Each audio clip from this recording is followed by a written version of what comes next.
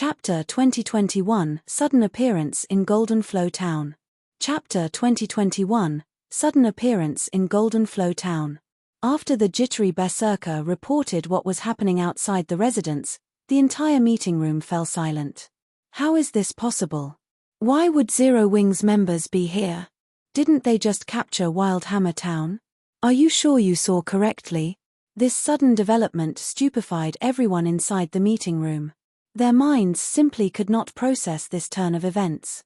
Even though the reporting berserker had already explained things clearly, they still found an attack on Golden Flow Town inconceivable. Zero Wing had just fought a battle in Wildhammer Town. No matter how powerful Zero Wing's giant players were, they would definitely have suffered some losses. Meanwhile, only a little over 2 hours had passed since Zero Wing captured Wildhammer Town. Logically, Zero Wing should be prioritizing taking over of Wildhammer Town instead of launching another attack. Zero Wing's unconventional way of doing things messed up their original plans. We haven't even gone to reclaim Wildhammer Town, yet Zero Wing is already knocking on our doors. Wind Cloud revealed a playful smile at this situation. Zero Wing is too arrogant. As soon as it captured Wildhammer Town, it is trying to take Golden Flow Town? Is Zero Wing planning on annihilating the Starlight Alliance in one fell swoop? Shadowlight Axe, on the other hand, revealed a dark expression. In his opinion, the main reason why Zero Wing was able to capture Wildhammer Town before was the Starlight Alliance's ignorance of the existence of the giant players and of Zero Wing's ability to teleport 1,000 players directly into a town. Had the Alliance known about these things and prepared beforehand, Zero Wing wouldn't have been able to take down Wildhammer Town at all. Zero Wing most likely doesn't know that we have already gathered our combat power in Golden Flow Town and is launching a preemptive strike, Skyview said, frowning as a hint of rage flashed across his eyes. Hurriedly, he turned to the reporting berserker and ordered, "Relay my command. Have every expert in the guild gather in Golden Flow Town. I want Zero Wing's visit here to be a one-way trip. However, it is best if we proceed with caution. We should not take Black Flame lightly. He might have some trap set up for us," Wind Cloud cautioned.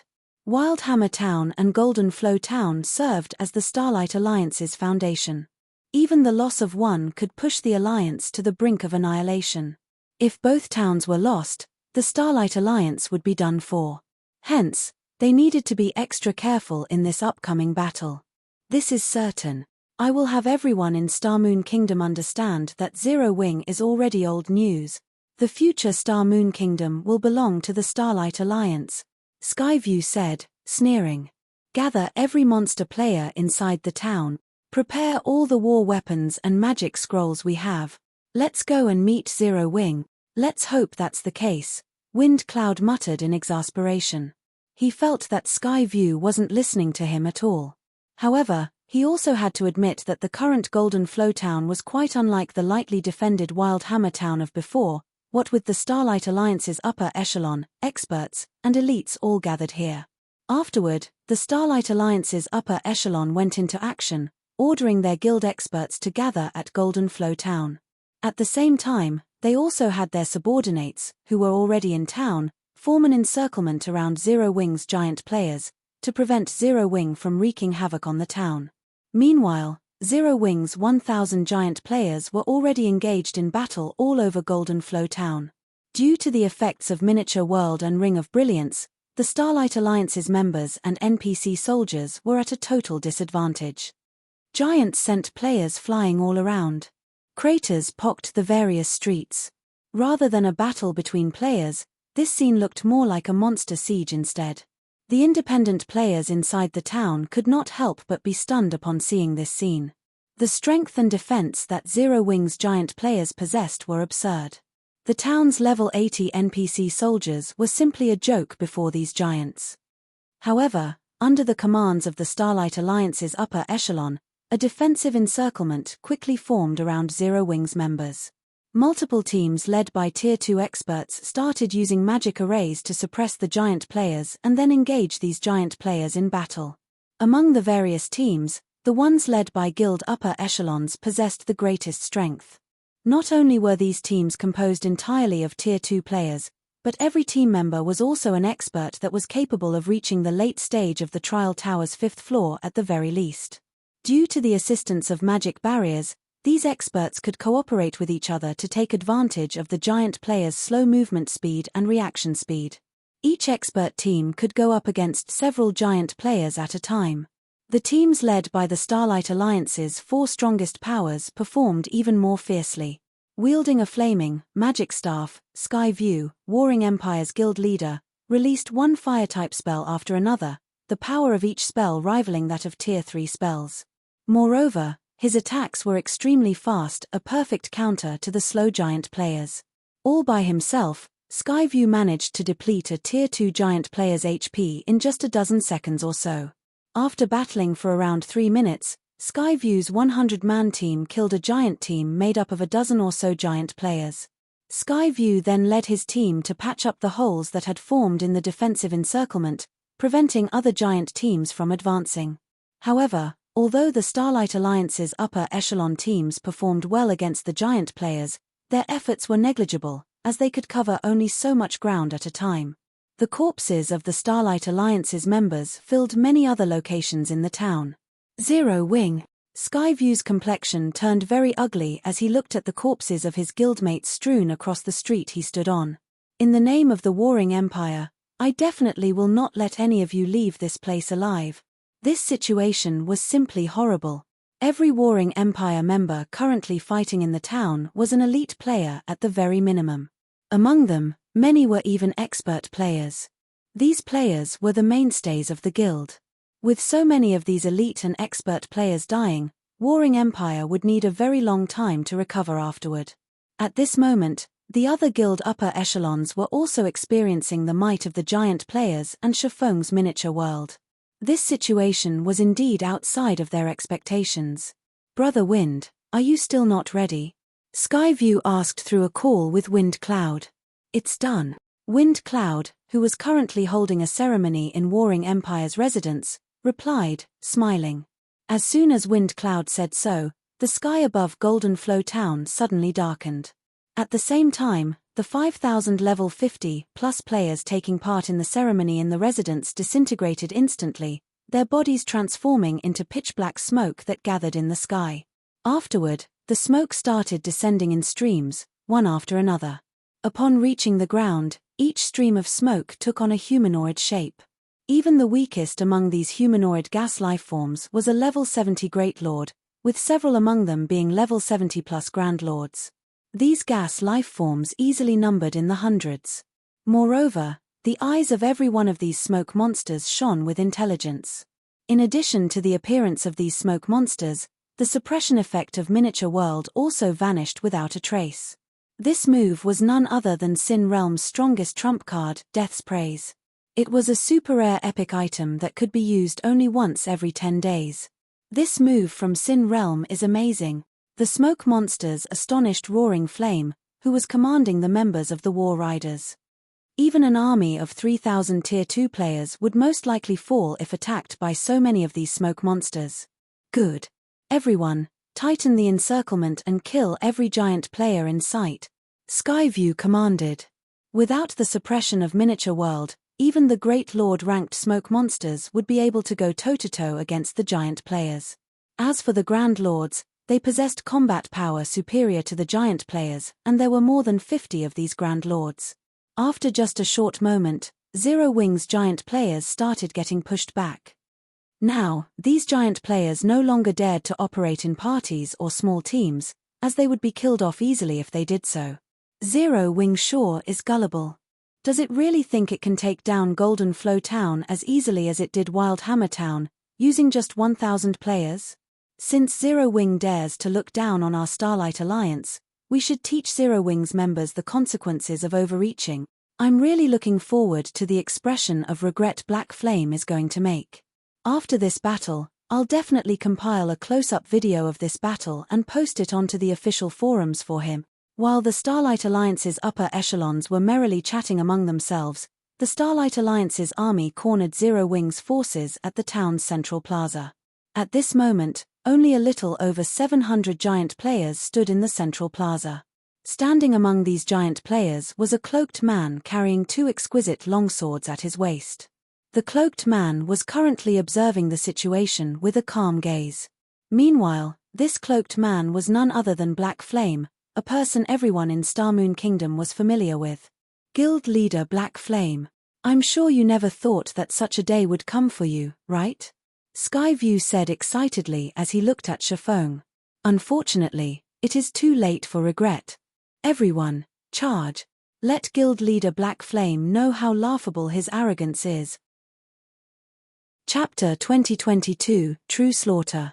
Chapter 2022, True Slaughter. As soon as Skyview gave the command, the monster players and Tier 2 experts under his lead charged toward the central plaza. Black Flame. Surrender your life. Once Skyview was within 50 yards of Shifeng, he activated his berserk skill, and the surrounding mana surged toward him. His aura intensified until it was no weaker than the monster players around him. He then pointed his staff at Shifeng. Small, crimson magic arrays began to surround Shifeng. Spears of raging fire then flew from the arrays, one after another. Tier 2 Curse, Violent Flame Spears. This curse was normally as powerful as a Tier 3 attack, and with the effects of Skyview's special berserk skill, it had grown even more powerful. Now, each flame spear had the power to rival an attack from a Grand Lord of the same level. Even a Tier 2 metric tons with active berserk and life-saving skills would die instantly if they faced 28 flame spears from multiple directions. However, Shifeng effortlessly deflected the spears with his swords. Moreover, he had done so without moving. In the end, every flame spear had brushed past him and crashed into the ground without accomplishing anything. Seeing that his first attack had failed, Skyview promptly cast his second ultimate move, the Tier 2 Curse, Flaming Fangs. Although Flaming Fangs only consisted of 5 attacks, far fewer than Violent Flame Spears, Skyview had full control of all 5. In comparison, he could only aim the Violent Flame Spears when he activated the spell. Once the spell launched the attacks, the spears' trajectories couldn't be altered. The 5 flaming fangs circled Shifeng like a crimson ring around him. With how fast the flaming fangs moved, guessing where and when they'd strike was almost impossible. Die. Once he found an opportunity, Skyview swung his staff. The 5 flaming fangs flew toward Shifeng's blind spots, altering their trajectories multiple times as they approached. Boom. Boom. Boom. A round of explosions shook the battlefield, but Skyview didn't express joy even after releasing his attacks. He had practiced Flaming Fangs tirelessly to master the spell. He had even created a basic combat technique of his own to amplify the spell's effectiveness, yet the galaxy of stars that had manifested around Shifeng had rendered all 5 Flaming Fangs useless. It was as if all of the effort he had invested was in vain. Guild leader Sky, we'll help you. Shadowlight Axe ran towards Skyview alongside a dozen or so monster players. No. Wait. Skyview yelled at Shadowlight Axe to stop as he watched Shifeng, who remained unharmed. With the experience of countless life-or-death battles in God's domain, Skyview had honed his instincts to an extraordinary level. He was particularly sensitive to the threat of death and danger. After his brief clash with Shifeng, he knew that the man wasn't as simple as rumors had made him seem. His Flaming Fangs attacks had the strength of a Grand Lord of the same level, yet Shifeng had blocked all 5 of without any skills. The man had simply relied on his own strength. Shifeng's strength definitely shouldn't be underestimated. With a single mistake, they could all die in an instant. If they wanted to contend with a player of such strength, they would need multiple Great Lord-ranked monster players or the Starlight Alliance's peak experts with active berserk skills. However, only one of the dozen or so monster players accompanying Shadowlight Axe was at the Great Lord standard. Based on Shifeng's serene performance, the 3 of them wouldn't be enough to take the swordsman down. Furthermore, Shifeng hadn't activated a berserk skill. Skyview realized that he'd need many more people to defeat this man. He's already honed his instincts to such a beast-like level. Shifeng flashed Skyview a surprised look as the man kept his distance. While Skyview and Shadowlight Axe watched Shifeng warily, Roaring Flame and Wind Cloud had arrived with their respective teams. Black Flame. We've sealed off all paths out of this plaza. You and your guild members have no hope of escape. Wind Cloud shouted, smiling faintly at Chiffon. The town only had 6 paths that led to the central plaza, and the Starlight Alliance's monster players had blocked all 6. Moreover, they had used a spatial seal to lock down Golden Flow Town, preventing players from using teleportation skills or tools. Not even Tier 3 instantaneous movement magic scrolls would be effective within the seal. Now, all they had to do was eliminate Chiffon and his giant players. The seal's complete already? Skyview could not help his grin after hearing Wind Cloud's declaration. Guild leader Black Flame, it would seem that today, you will finally fall. Are you going to hand your life over obediently? Or should we take our time with killing you? Make your choice. If Chiffon's giant players had any hope of fleeing Golden Flow Town before, the Starlight Alliance's players had dashed it. Now that the seal was in place, it was only a matter of time before Chiffon and his force fell.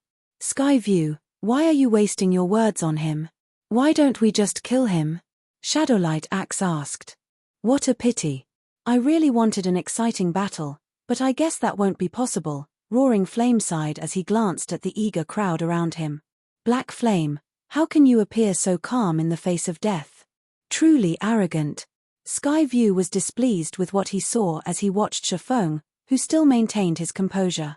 He then laughed and ridiculed, or is the almighty guild leader Black Flame scared stiff? Do you think you can turn the tables by using the same large-scale destruction spell you used in Wildhammer Town? Even if you do, it will be futile. We aren't going to stand still and let you destroy us. Even with that spell, we won't let you accomplish anything here. The Starlight Alliance members nodded in agreement. They then began to spread out. When they had learned about the means Zero Wing had used to capture Wildhammer Town, they had organized appropriate countermeasures. They had divided their main combat power into several groups. They would not let Zero Wing destroy their main combatants so easily again. It seems that everyone is here now, Chiffon said as he eyed the hundreds of monster players and smoke monsters around him. In a mild tone, he continued, in that case, let's begin the real battle. Still so calm in the face of death. Do you truly think that you have a chance? Black Flame, your arrogance ends here. Get out of the way. I'll hack him down with my axe. The Starlight Alliance's upper echelons were enraged when they heard Chiffon's reply. They clearly had the upper hand, yet Chiffon remained defiant. However, as the Starlight Alliance's ranged members moved within 40 yards of the swordsman, beginning to cast their spells and knock their arrows, Chiffon pulled a crimson globe from his bag. Suddenly, a colossal magic array formed above the crowd, driving the ambient fire-type mana berserk. In the blink of an eye, the fire-type mana gathered before Chiffon and formed an 8-meter-tall flame dragon. Once the fire spirit took shape, it released a deafening roar. It seems that you're all mistaken about something. I haven't remained here because I couldn't leave. Rather, I've been waiting for you to gather around me. Let me say it again, let's begin the real battle. Chapter 2023 Misconceived Victory. Chapter 2023 Misconceived Victory. Everyone in the central plaza fell silent as the fire spirit's thunderous roar echoed through the town, its powerful aura making every player feel uncomfortable. However, the pressure they felt wasn't just due to the flame dragon's high level, but also due to the creature's superior life rating. Waiting for us to gather? Are you claiming that you're so much stronger than us? Wind Cloud questioned as he eyed the fire spirit. He then returned his gaze to Chiffon and laughed, saying, since that is the case, show me how this Tier 3 archaic species of yours will defeat our monster army. Smoke monsters, attack. As Wind Cloud gave the command, the humanoid smoke monsters charged past him, running at the fire spirit. These smoke monsters were more like NPCs than ordinary monsters. They did not charge at the fire spirit as a disorderly mob. Rather, they fell into proper offensive formations. 8 level 75 Grand Lord ranked smoke monsters led the charge, smoke pulling away from their forms to create shields and spears. Like a group of hunters chasing after a large beast, they quickly surrounded the flame dragon. Behind these Grand Lords, multiple groups of 10 Great Lord ranked smoke monsters transformed parts of their bodies into longbows. In organized rows, they narked their arrows and prepared to launch a concentrated attack. Intense killing intent filled the central plaza. A chilling sensation encompassed the players standing close to the monsters. The smoke monsters' formation shocked everyone watching. Even the Starlight Alliance's upper echelons were stupefied. What high intellect! Roaring Flame was just as stunned to see the smoke monsters move like an orderly army. He wasn't incredibly familiar with Sin Realm's trump card. It had been mentioned briefly during the meeting, but he hadn't dreamed that it would be this powerful. Militaristic formations were a large part of the reason that players could defeat a large number of powerful monsters in God's domain. Players would be able to exert greater combat power when they used such tactics than without. This was also why players could fend off monster sieges despite being outnumbered. The weakest of the hundreds of smoke monsters was a level 70 Great Lord. If these smoke monsters worked together and fought like players, they could even defeat a level 80 mythic monster, let alone a level 80, tier 3 archaic species. Good. While these smoke monsters pin down that dragon, the rest of us will surround and attack Black Flame. Do not let him escape. Skyview commanded. As he watched the smoke monsters inch closer to the fire spirit, he knew that Shifeng's final trump card had been neutralized. He no longer felt threatened by Shifeng's calm exterior. He only needed to concentrate on slaying Shifeng and announcing the Starlight Alliance's victory in Starmoon Kingdom. As Skyview fell silent, he and Shadowlight Axe led a dozen or so Great Lord-ranked monster players to surround Shifeng. The weakest among these players could reach the Trial Tower's 6th floor, and including their powerful attributes, any one of them could hold their ground against a mythic monster of the same level. Die! Skyview shouted as he finished chanting the incantation for a tier 2 curse. However, before Skyview released his spell, he paused, noticing something that confused him. Despite more than a dozen monster players charging at him, Shifeng's expression hadn't changed. It was as if he viewed these Great Lord-ranked monster players as nothing more than air. Or, perhaps, he was ignoring these players. Even a true Tier 3 expert would feel threatened by so many Great Lord-ranked monster players, yet Shifeng was unfazed. Am I overthinking this? Skyview could not help but wonder if he were being too careful. Meanwhile, Shadowlight Axe and the others moved within 10 yards of the enemy swordsman and launched their attacks. Finally, Shifeng made his move. He hadn't launched his own attacks, yet Shifeng's aura abruptly skyrocketed. With unbelievable speed, the swordsman unsheathed Killing Ray, swinging the blade in a forward slash. Lightning slash! A lightning bolt instantly tore through Shadowlight Axe and his companions. The monster players and their leader lost HP at a horrific rate. After a single attack, Shadowlight Axe collapsed to the ground like a puppet with cut strings. The impact threw the dozen or so Great Lord-ranked monster players over 30 yards back as they lost more than a quarter of their HPs. Everyone who saw this was stunned. The Starlight Alliance had carefully selected expert players to become these Great Lord-ranked monster players, yet a single strike had shattered their coordinated assault. Moreover, Shadowlight Axe, the assault's leader, had died instantly. In contrast, Shifeng hadn't received 1 point of damage. In fact, he hadn't even moved from his original position. Die! Skyview growled. He finally realized how terrifying Shifeng truly was, but he still shouted in an attempt to restore his courage. Tier 2 Curse, Flame Blast. This was the most powerful spell Skyview had in his arsenal. When cast with an active berserk skill, even a Grand Lord of the same level would suffer heavy injuries if struck directly. Suddenly, 4 gigantic fireballs appeared around Shifeng, each the size of a small house. These fireballs then descended on their target. The surrounding experts reacted and prepared for Shifeng to evade the attack, but something surprised them. Contrary to everyone's expectations, Shifeng didn't try to dodge the fireballs. He didn't even try to defend himself. Suddenly, 4 sword lights blinded the crowd, carrying enough power to split the 4 fireballs in half. How is this possible? Skyview was dumbfounded as he watched the swordsman slice apart his attack so effortlessly. Before today, he had felt that even the various superpowers old monsters would flee from this attack, but now, he found the idea laughable. He also viewed all of the effort he had spent trying to master the spell as one big joke.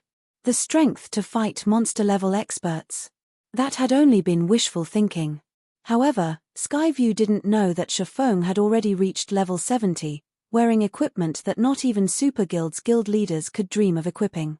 Most importantly, he was currently affected by both the Ring of Brilliance and Heavenly Dragon's power.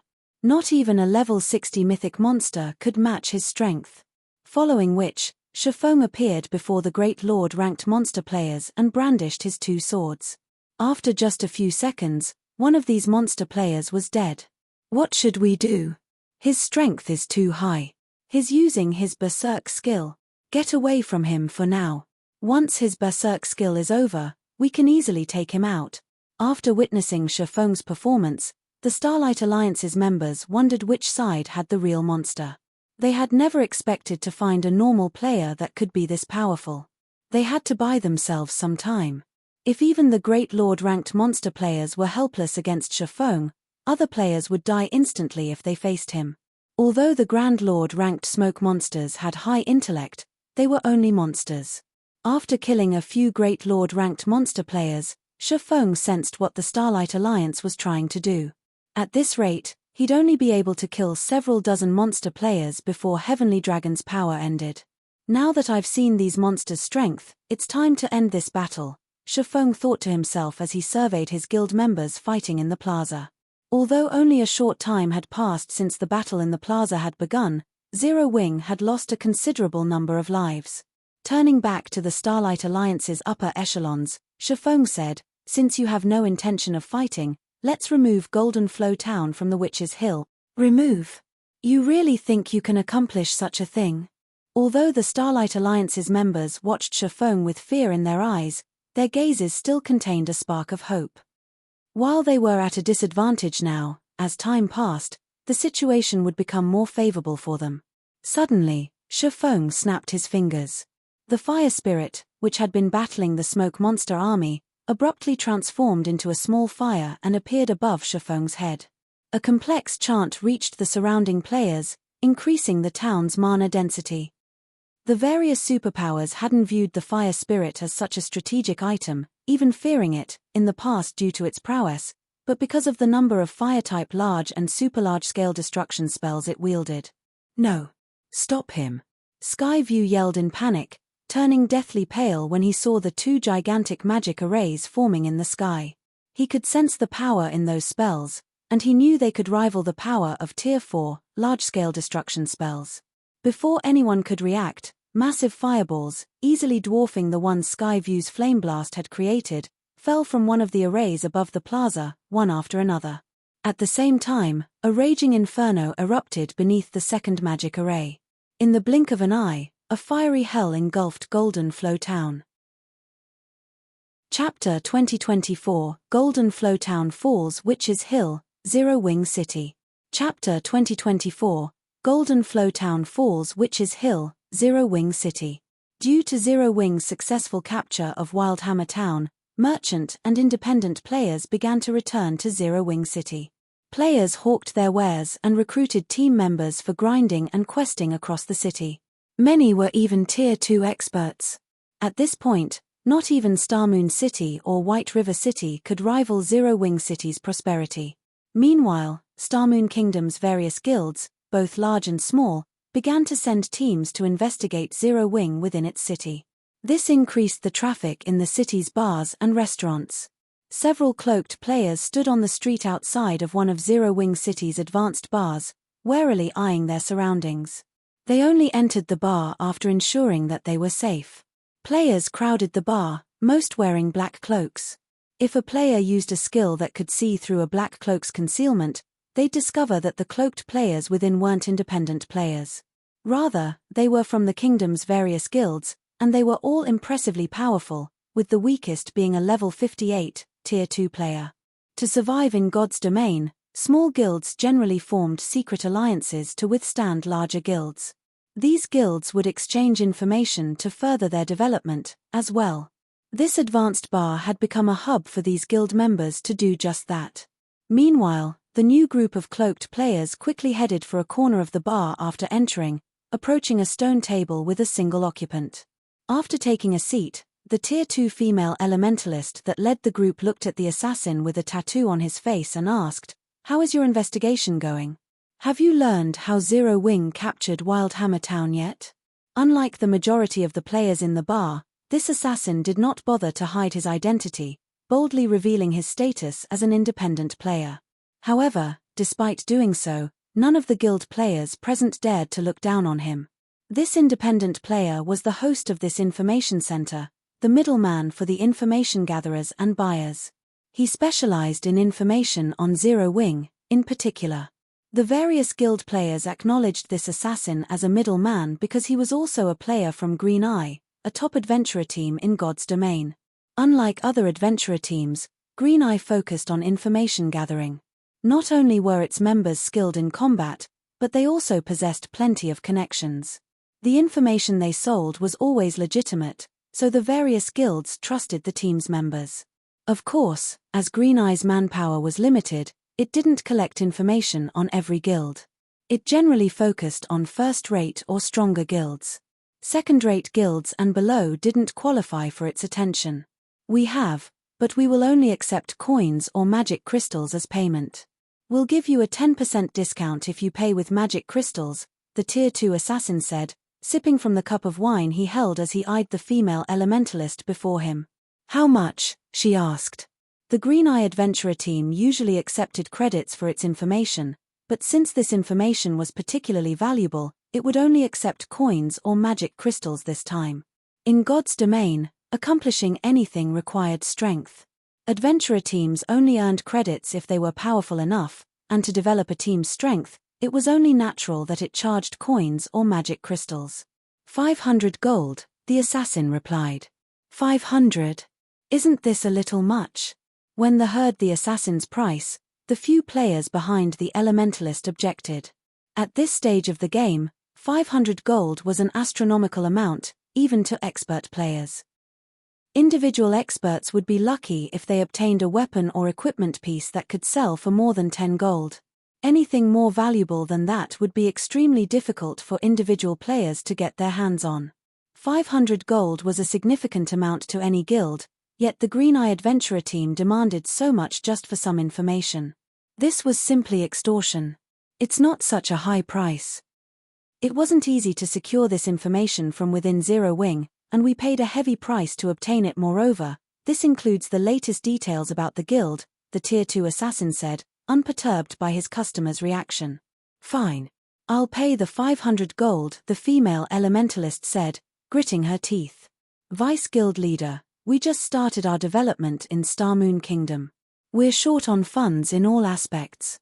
Isn't this expenditure too expensive? Why don't we discuss it with the guild leader first? A Tier 2 berserker quickly suggested. Unlike the other guilds in the bar, their guild wasn't from Starmoon Kingdom. They were based in another country and had been forced to shift the guild's development to this kingdom. Despite the Tier 2 berserker's reaction, the other guild players didn't seem surprised. They simply minded their own business. Such occurrences were very common in the virtual gaming world, especially in the incredibly popular God's Domain. A large number of guilds rose and fell in the game on a daily basis. So, it wasn't surprising to hear that a guild had shifted its focus to another kingdom since its original home base was no longer habitable. However, if the various guild players noticed the guild emblem on the female elementalist and her companions, they'd be surprised.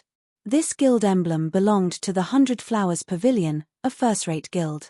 It was a colossal existence to these various guilds, a true large guild that would be considered an overlord in any kingdom. That won't be necessary. I'll pay this 500 gold from my own pocket. We don't need to use the guild's funds, the female elementalist responded, shaking her head. She then took out 500 gold and handed the coins to the independent assassin. Here is all of the information we have gathered on Zero Wing recently. Take a look.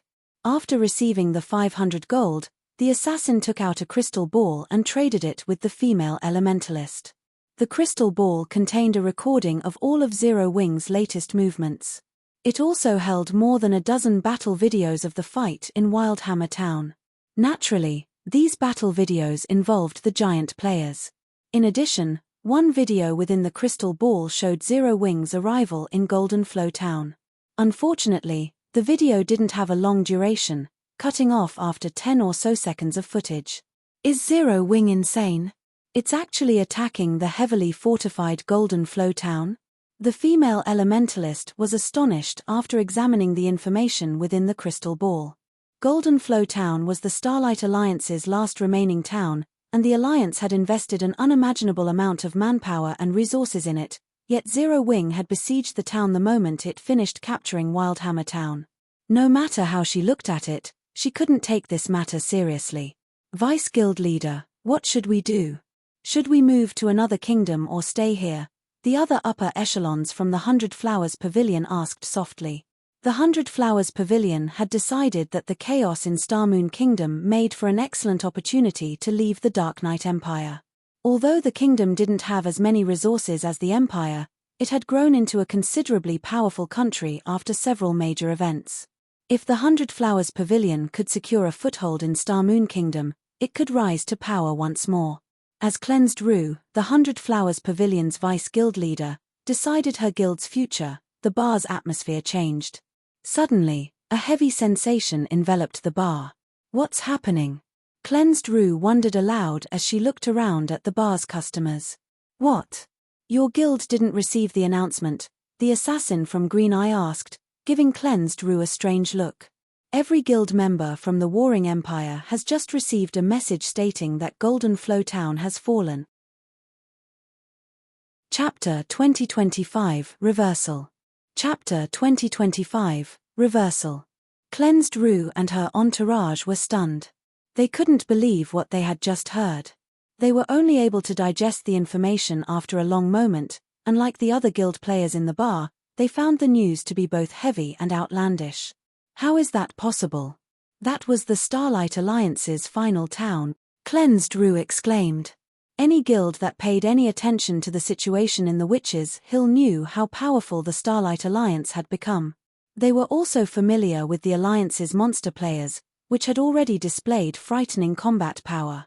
Tier 2 experts weren't even a match for the High Lord-ranked monster players, and the Alliance had plenty of great lords. She found it truly hard to imagine that the Starlight Alliance would not increase Golden Flow Town's defenses after losing Wildhammer Town. After all, Golden Flow Town was the Alliance's last town in the Witches' Hill, and without it, the Starlight Alliance would have a difficult time wresting control of the Witches' Hill from Zero Wing, regardless of how many monster players it had. That can't be true, can it? Didn't Zero Wing just capture Wildhammer Town? Could the informant have been mistaken? Maybe the information referred to Wildhammer Town, an upper echelon from the 100 Flowers Palace asked. Are you trying to accuse Green Eye of selling false information? The assassin from the adventurer team asked acidically, anger flashing in his eyes as he stared at the 100 Flowers Palace member. Those in the intelligence industry prioritized credibility above all else. Accusing the Green Eye of selling false information was the greatest slander one could possibly commit about the adventurer team. No, it was just a slip of the tongue. Cleansed Rue hurriedly apologized before glancing at the several guild upper echelons behind her. This news is no longer a secret. Every guild in the kingdom likely knows about the event already.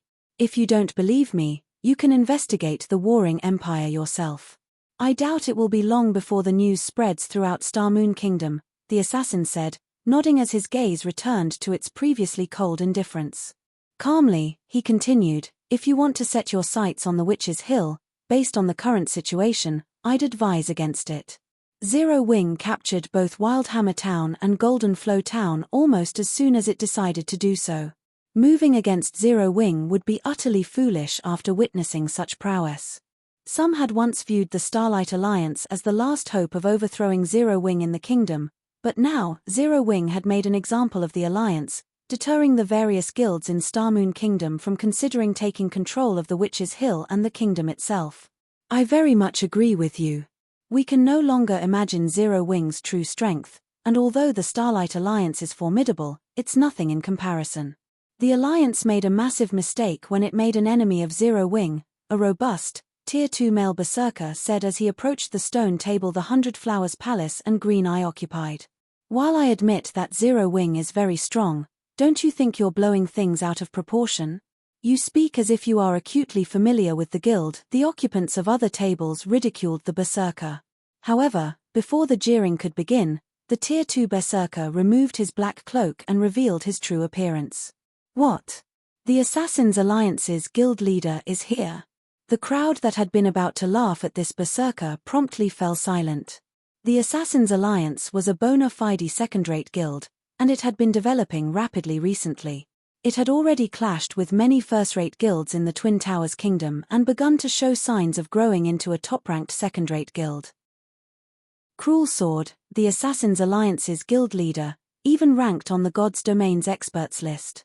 If not for Zero Wing's several great experts overshadowing him, Cruel Sword would have been relatively famous in Starmoon Kingdom. When they saw Cruel Sword's face, the various guild players in the bar stopped treating his claim as a joke. Now, they only had respect for his words. Thank you for your warning, guild leader Sword. Cleansed Rue, who still wore her black cloak, expressed her gratitude. It's nothing. Vice guild leader Rue is being overly polite, Cruel Sword responded quietly. However, I'm certainly surprised that the 100 Flowers Palace wants to develop in Starmoon Kingdom. Meanwhile, the instant Cruel Sword revealed her identity, Cleansed Rue's expression became vigilant. However, she quickly realized that he had simply used an advanced identification skill. Obtaining such a skill wasn't difficult in a top-tier second-rate guild. She immediately relaxed her guard. We have no other choice. I'm sure you've heard of the 100 Flowers Palace's current predicament, Cleansed Rue said grimly, her mood souring as she mentioned her guild's struggles. Ah, that's right, it's truly a pity. Cruel Sword lowered his head and fell silent. But guild leader Sword, you are impressive. Not only have you led the Assassin's Alliance to flourish in Starmoon Kingdom, but your guild's performance in the Twin Towers Kingdom has also been noteworthy, Cleansed Rue said with a hint of admiration in her gaze. Her eyes also held a flash of anticipation. Are you here to sell some information on the powers in the Twin Towers Kingdom? The 100 Flowers Palace is willing to purchase the information for a high price. The palace had also intended to develop in the Twin Towers Kingdom and had investigated the situation there, but the guild hadn't invested significant resources yet, focusing on securing the hidden class, Demon Blade Knight, by slaying abyssal monsters. Now that the situation in Starmoon Kingdom had reached this point, the 100 Flowers Palace had no hope of developing in the kingdom.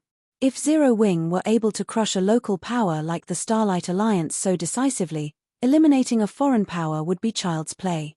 If the 100 Flowers Palace tried to establish itself in Starmoon Kingdom, it would face utter annihilation. No power would tolerate others in its territory, where resources were limited. Otherwise, God's Domain's various powers wouldn't compete so desperately. Hence, the Twin Towers Kingdom was the palace's last hope. The Twin Towers Kingdom was in chaos due to the threat of abyssal monsters. Even so, quite a few powers contested for control of the kingdom.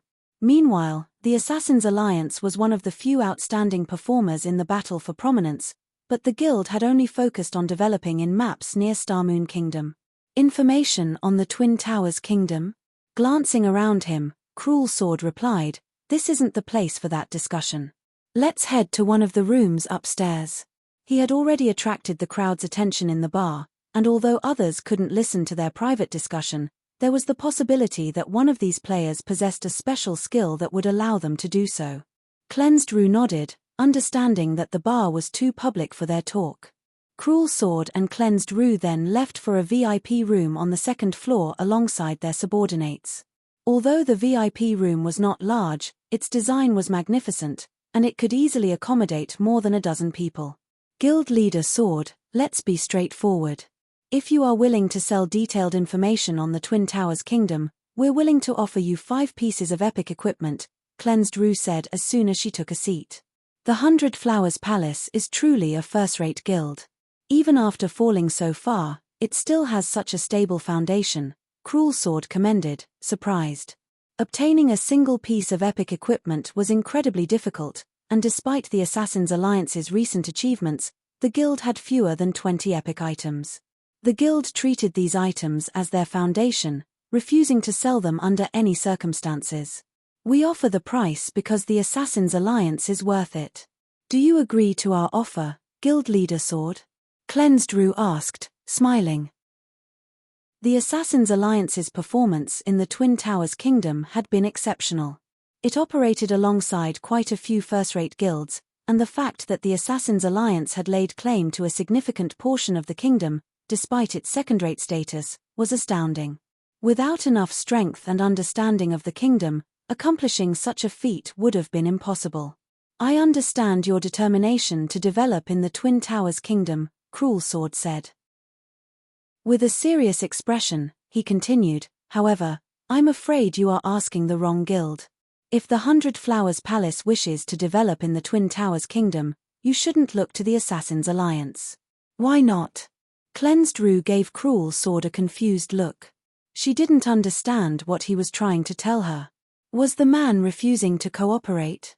Or was he dissatisfied with the compensation she offered? Don't misunderstand me. It's not that I don't want to trade with you, but I'm afraid that my guild doesn't have the ability you are looking for, Cruel Sword explained when he saw the Vice Guild leader's heavy expression. You must be joking. If the Assassins' Alliance can't help us, then who in the kingdom can? Cleansed Rue wondered if the man before her were playing some kind of joke. No. You might think that I'm joking, but I'm telling you the truth, Cruel Sword said as he shook his head. If your guild wishes to develop in the Twin Towers Kingdom, you need to visit Zero Wing. If you do, your guild might be able to make a comeback. Chapter 2026 Zero Wing's Hidden Strength. Chapter 2026 Zero Wing's Hidden Strength. Visit Zero Wing? Cleansed Rue wasn't the only one confused. The several hundred Flowers Palace upper echelons behind her revealed similarly shocked expressions.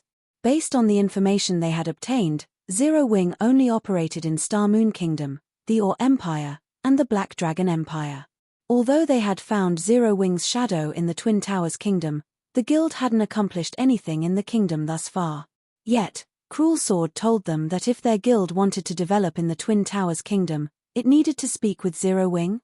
That's right.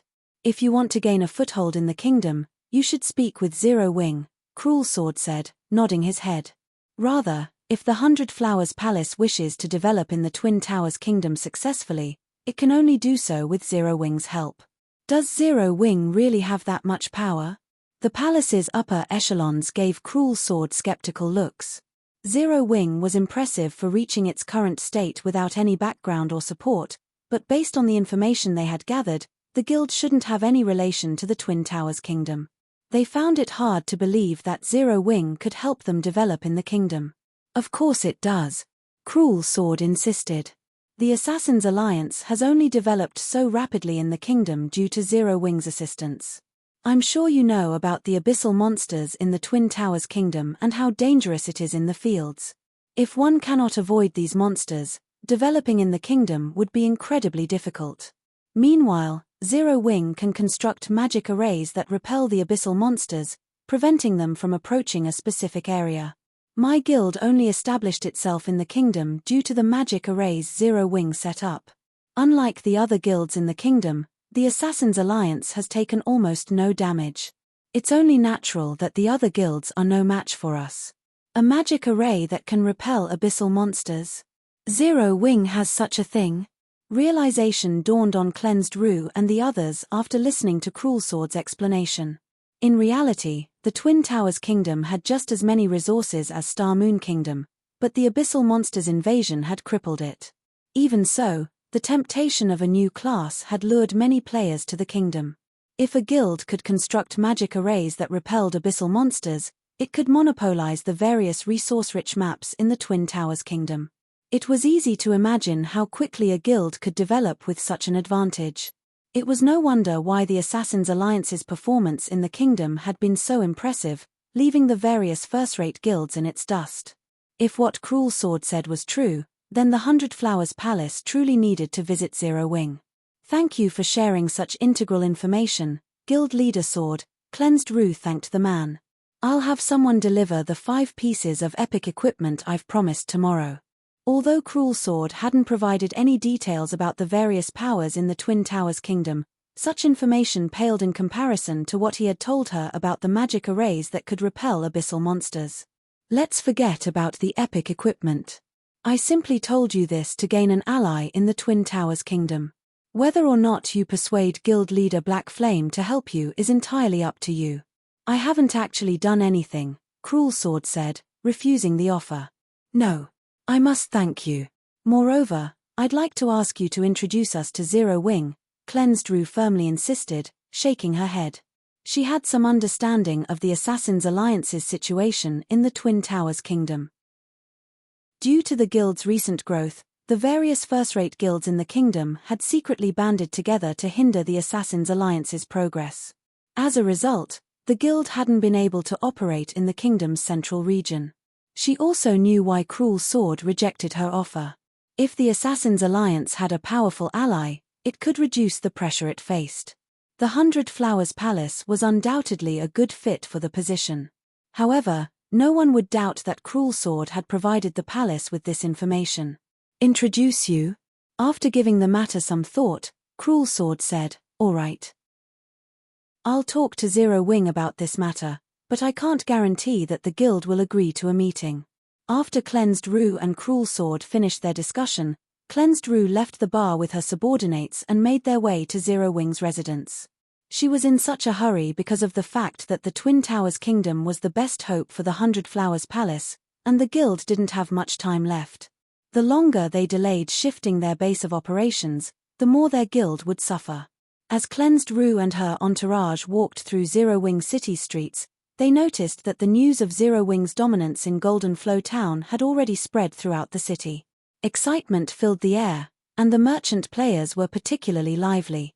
They found it hard to imagine that not long ago, an intense killing intent had enveloped Zero Wing City. There are so many merchant players and Tier 2 players here. Zero Wing City has almost caught up to Dark Knight City.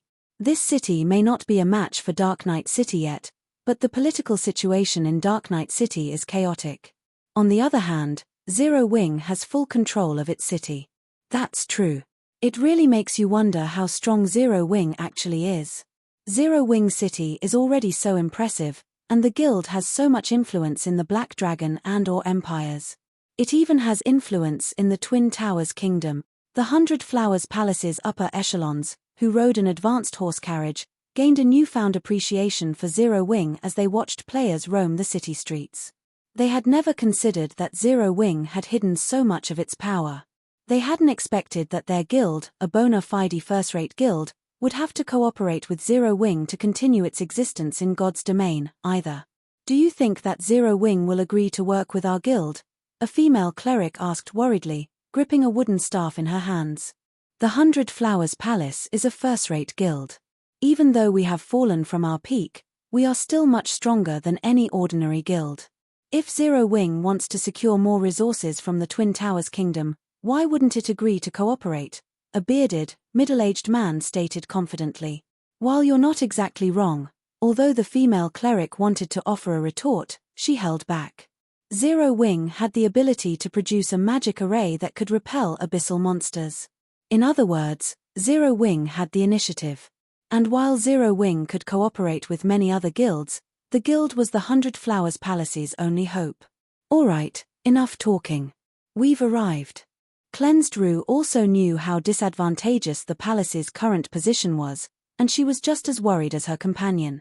Once the horse carriage rolled to a stop, she disembarked. Their carriage had stopped before the main entrance to Zero Wing's residence. When Cleansed Rue and her subordinates left the carriage, they were stupefied by the scene before them. Hundreds of 4-meter-tall players stood beyond the main threshold, all of which had reached level 60. They also wore level 55+, top-tier equipment, and some even sported pieces of level 60 fine gold equipment. Their auras were so intense that even peak experts like Cleansed Rue and her entourage couldn't help but shudder. However, these giants weren't the most eye-catching scene within the residence. Rather, what caught Cleansed Rue's attention were the 8, 2-story-tall, crimson tanks parked within. These crimson tanks were none other than the rumored Hell tanks. However, Zero Wing had used these Hell tanks constantly in the Ore Empire, and they weren't easy to move elsewhere. In other words, these 8 Hell tanks weren't the war weapons that defended Silverwing Town. Zero Wing had only recently built these tanks. While Cleansed Rue and the others stared at the war weapons in astonishment, A beautiful woman in luxurious clothing approached. When they saw this woman, the representatives from the 100 Flowers Palace couldn't help but gasp. Their reaction hadn't been a result of witnessing the woman's elegance and beauty, but because of her level and equipment. Not only was she a level 61, Tier 2 summoner, but she actually possessed 3 pieces of epic equipment. And they had never heard of this woman before. "Hello, you must be from the 100 Flowers Palace, correct? I am Yulan, Zero Wing City's trade manager. Our guild leader has heard of your situation from guild leader Cruelsword," Yulan said as she beamed an elegant smile at Cleansed Ruse group. "Please, follow me." Chapter 2027 Obscure Experts. Chapter 2027 Obscure Experts. When Cleansed Rue and the others saw Yulan and felt the powerful pressure she radiated, they could not help their surprise. No matter how they looked at it, a level 61, Tier 2 player with 3 pieces of epic equipment should be well known. The highest level players in God's Domain's various empires had only reached level 61. Even the Dark Knight Empire only had 5 of these experts. She must be one of Zero Wing's hidden peak experts, the Tier 2 female cleric from the 100 Flowers Palace said through the team chat. "I agree. With her level and equipment, she is definitely on the level of Zero Wing's Fire Dance," the middle-aged Tier 2 berserker agreed, nodding. The rest of the team nodded, as well. God's Domain's various guilds generally hid some of their power, including the 100 Flowers Palace. However, unlike Zero Wing, the palace hadn't hidden an expert as powerful as Yulan. Reserving such an expert would be a waste. But when they considered Zero Wing's stealthy presence in so many locations, they realized that it wasn't strange to hide a peak expert. When they remembered the 8 new hell tanks sitting in the residence, as well, goosebumps erupted across their arms.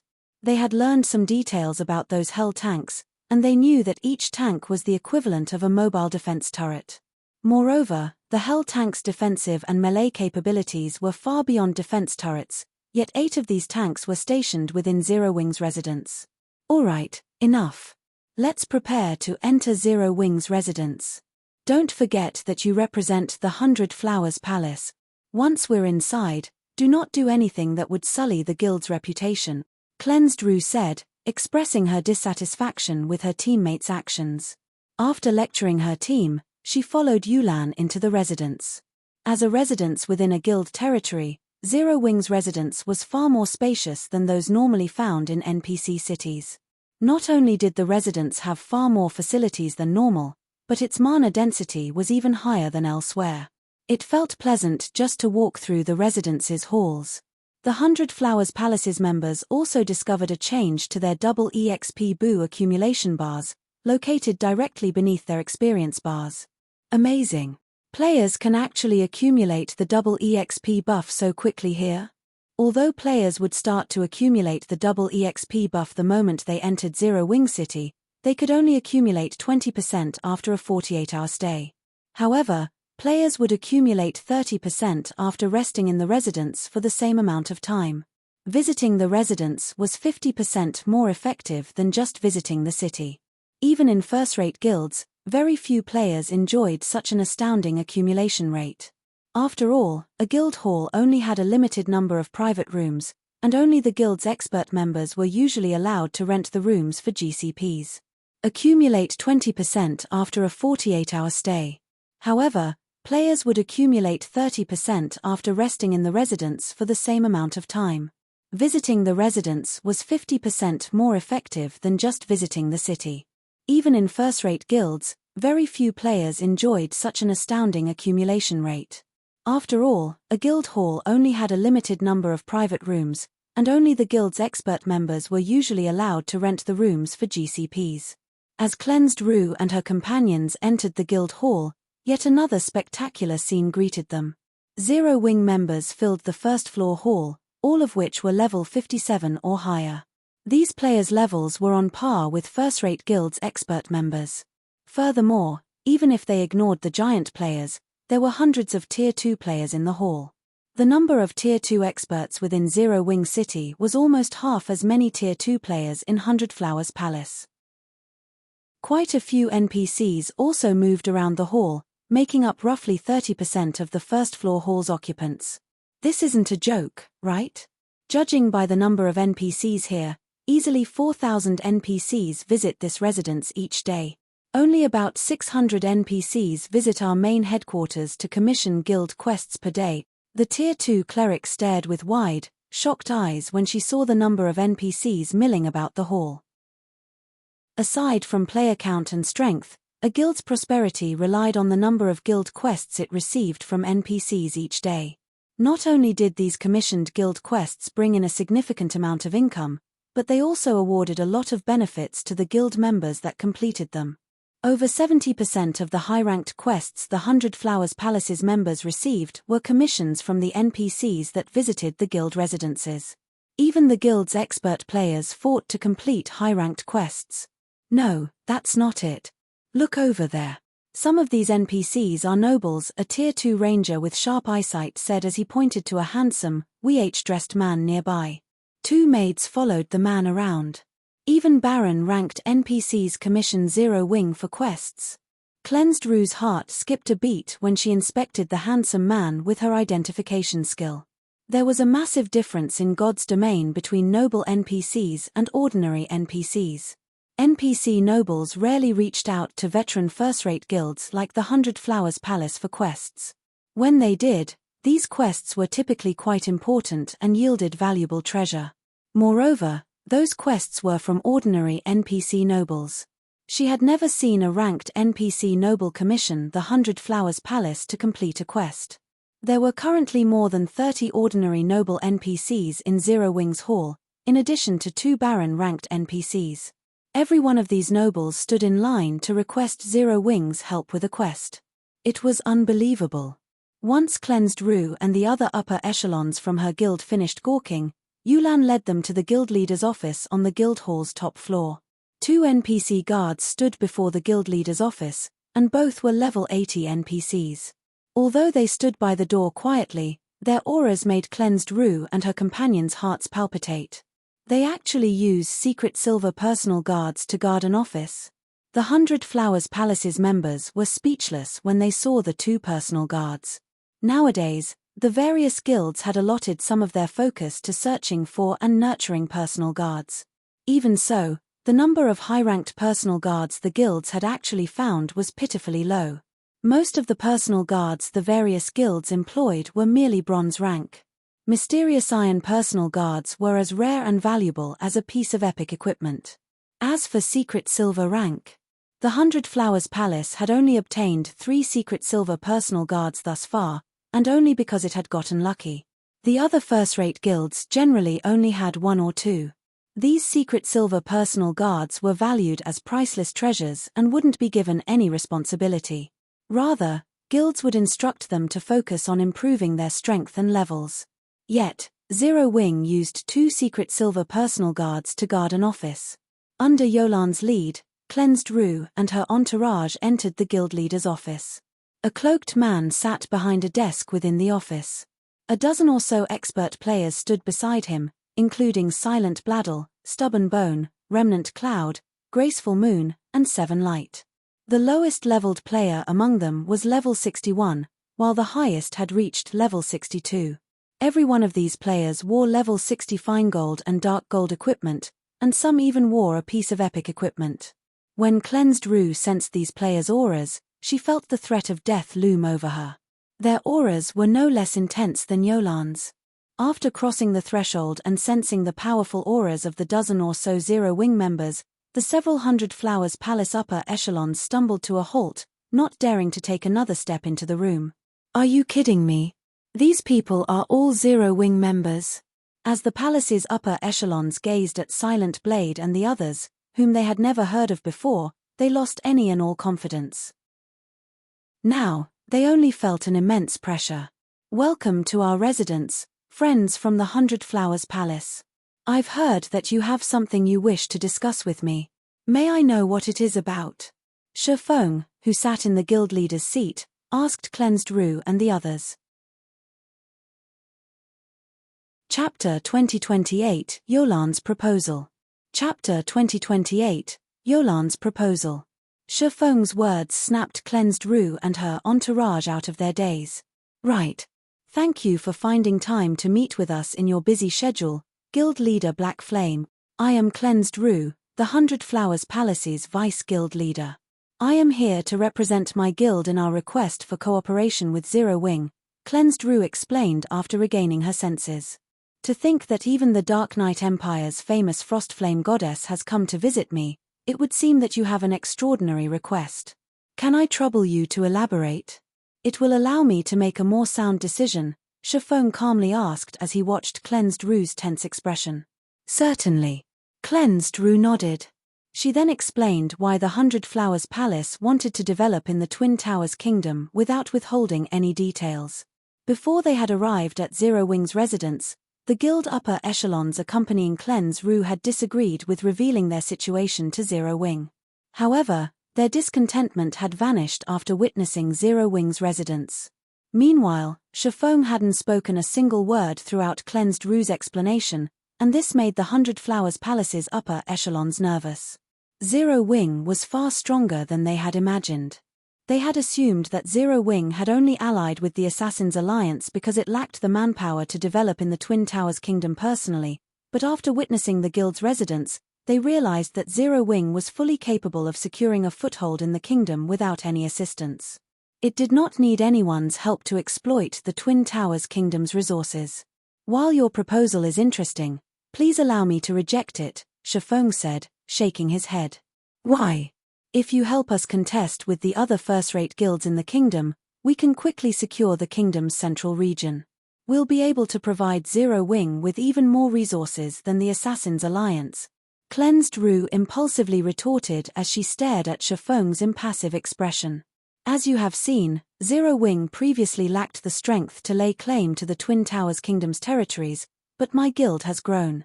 With how rapidly Zero Wing has been developing lately, we'll need to expand our territories. Zero Wing no longer faces a lack of resources, Shifeng said as he gestured to Silent Blade and the others. If we hand over the Twin Towers Kingdom's territories to the 100 Flowers Palace, the kingdom won't have much left for us.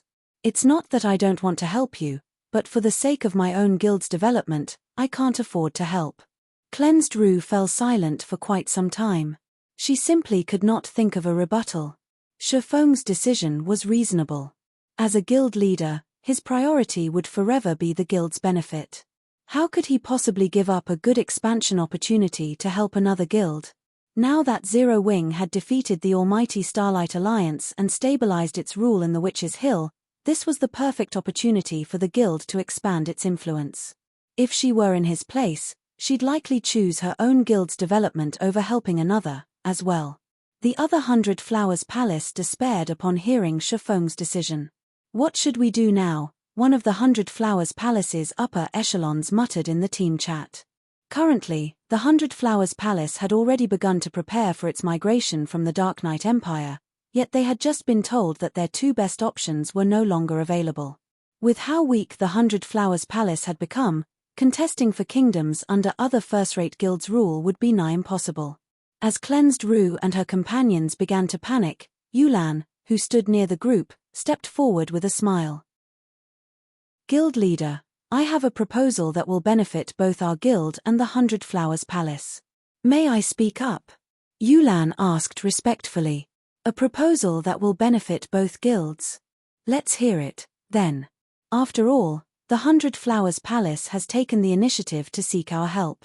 We can't disappoint the palace too much, Shifeng said and nodded after giving the matter some thought. Understood. Yulan then straightened herself and continued, the 100 Flowers Palace is struggling due to the fact that it doesn't have enough territory to sustain itself. This is all because of Starlink's interference, hampering the palace's continued survival in the Dark Knight Empire. But what if the palace could defend itself against Starlink? If that were possible, couldn't the palace remain in the Dark Knight Empire? However, trying to stand against a superpower like Starlink isn't an easy task. Even if our guild sends an army to assist, we're not likely to accomplish anything. We'll need sufficient support from the 100 Flowers Palace itself. Support? Upon hearing Yolan's words, Cleansed Rue's eyes began to glow as she hurriedly interjected, If such an operation requires funds or manpower, that won't be an issue. If you can help defend our position, the 100 Flowers Palace will supply Zero Wing with plenty of the Empire's resources. She had gained a certain level of understanding of Zero Wing's strength. If Zero Wing were willing to help the 100 Flowers Palace on a large scale, the palace should have no problem defending over half of its territories in the Empire. Although I have offered this proposal, the risk of openly opposing a thriving superpower is incredibly high. Moreover, this war will definitely be a protracted one.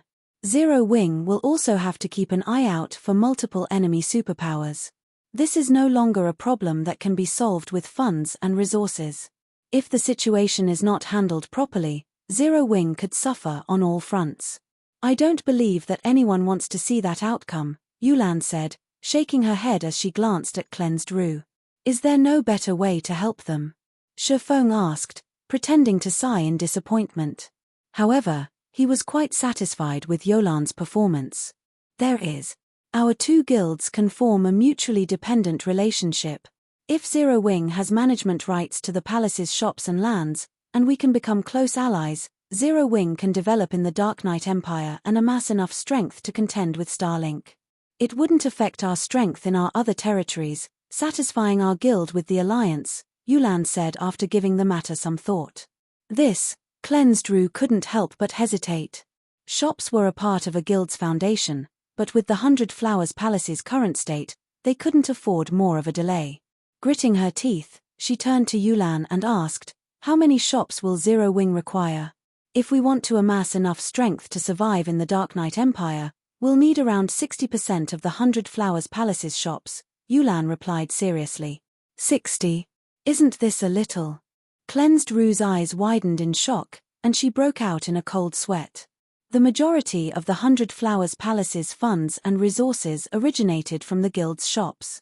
If the guild suddenly lost 60% of these shops, it would definitely impact the guild's operations. Yulan, the 100 Flowers Palace could become one of Zero Wing's close allies in the future. Is there no way to reduce the cost a little? Shifeng asked, playing along. Since you insist, then, 50%. Any less, and we'd have to dig into the funds and resources from our other territories. We'd be at a disadvantage against the superpowers in those areas, Yulan said with a troubled expression. That's the gist of the situation. What is your opinion on this matter, Vice Guild Leader Rue? Shifeng asked softly, turning to Cleansed Rue. Chapter 2029, Presumptuous Request 50%? Chapter 2029, Presumptuous Request 50%? Cleansed Rue and her companions revealed bitter smiles. Even losing 50% of the guild's shops and lands was unbearable for the 100 Flowers Palace. Both were essential to a guild's development, and neither could be casually sold off. If the 100 Flowers Palace lost half of the shops and lands under its control, the guild would be forced to limit the scale of its operations due to the decreased income, even if the guild could survive in the Dark Knight Empire. If that happened, returning to the guild's former glory would become excruciatingly difficult. Most of the lands in major NPC cities were already owned, and even if they had the money, it wasn't necessarily possible to purchase more. I know this isn't an ideal offer, but we have our own troubles to deal with. You can return to your guild and consider the offer carefully, Shifeng announced, watching the silent group before him. Guild leader, our guild intends to develop in the Twin Towers Kingdom. We'll need a lot of manpower to accomplish this. So, we'll need to know whether or not we're going to help the 100 Flowers Palace as soon as possible to see to the appropriate preparations. Otherwise, this alliance will impact our original plans, Yulan hurriedly advised. Cleansed Rue and her entourage's expressions twisted further. As guild upper echelons, they knew that planning was necessary before a guild began a large-scale operation. If Zero Wing truly intended to mobilize a large amount of manpower to lay claim to the Twin Towers Kingdom, then helping the 100 Flowers Palace would become far more difficult for the guild. Zero Wing might even dismiss the idea of providing assistance entirely. How soon do we need to make a decision? Shifeng asked. A day, if possible, Yulan replied after giving the matter some thought. That will be the opportune time for our guild to expand. Although Cleansed Rue and the other upper echelons wanted to comment, they couldn't bring themselves to speak up. They couldn't possibly tell Shifeng that they'd need a long time to gather the guild's upper echelons and elders, not to mention the representatives from the major corporations that supported the Hundred Flowers Palace. One day simply wasn't enough time for the palace to reach a decision. In fact, the decision to abandon the Dark Knight Empire and develop in another kingdom had only been made after a lengthy discussion. The proposal to partner with Zero Wing would likely take even longer. Too many people and organizations were tied to this matter, and persuading all parties involved would be extremely difficult. How is such a short time enough to negotiate anything? Try to find a way to give them more time, Shifeng sternly commanded when he saw the awkward expressions on the Hundred Flowers Palace's upper echelons. Deciding something so important in a single day was impossible for any guild, especially a true veteran first-rate guild like the Hundred Flowers Palace. Too many people held shares of the guild. We can hold off for 2 days, but we will miss out on the opportune moment to strike in the Twin Towers Kingdom, Yulan said, her imperative tone implying that Zero Wing would cough blood if it gave the palace a second more. Thank you, Guild Leader Black Flame, Cleansed Rue said sincerely. However, before I negotiate with my guild's upper echelons, may I make a presumptuous request? Let me hear it. As a potential ally, I will help wherever I can, Shifeng said, nodding after giving the matter some thought. I'd like to borrow Zero Wing's strength during the meeting to show my guild that we truly have hope of fending off Starlink's harassment. I'm sure they will find it easier to agree to the partnership that way, Cleansed Rue said as she turned to Silent Blade and the others, who stood beside Shifeng.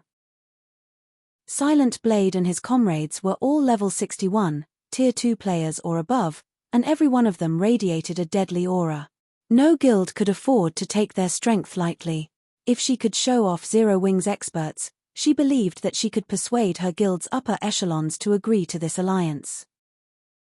After all, the Hundred Flowers Palace's members would have a much easier time developing if they could continue in the Dark Knight Empire, where they were comfortable, rather than migrating to another kingdom. That won't be a problem. Before your meeting begins, I'll send some people to express Zero Wing's sincerity. Shifeng agreed. He understood Cleansed Rue's thoughts. Convincing people was easier if one provided a personal experience. Cleansed Rue and her subordinates soon left Zero Wing's residence, returning to the Dark Knight Empire to break the news to their guild. They weren't in such a hurry simply because of the time limit Zero Wing had given them, but because the Hundred Flowers Palace didn't have much time left in the Empire without help. They needed to move quickly.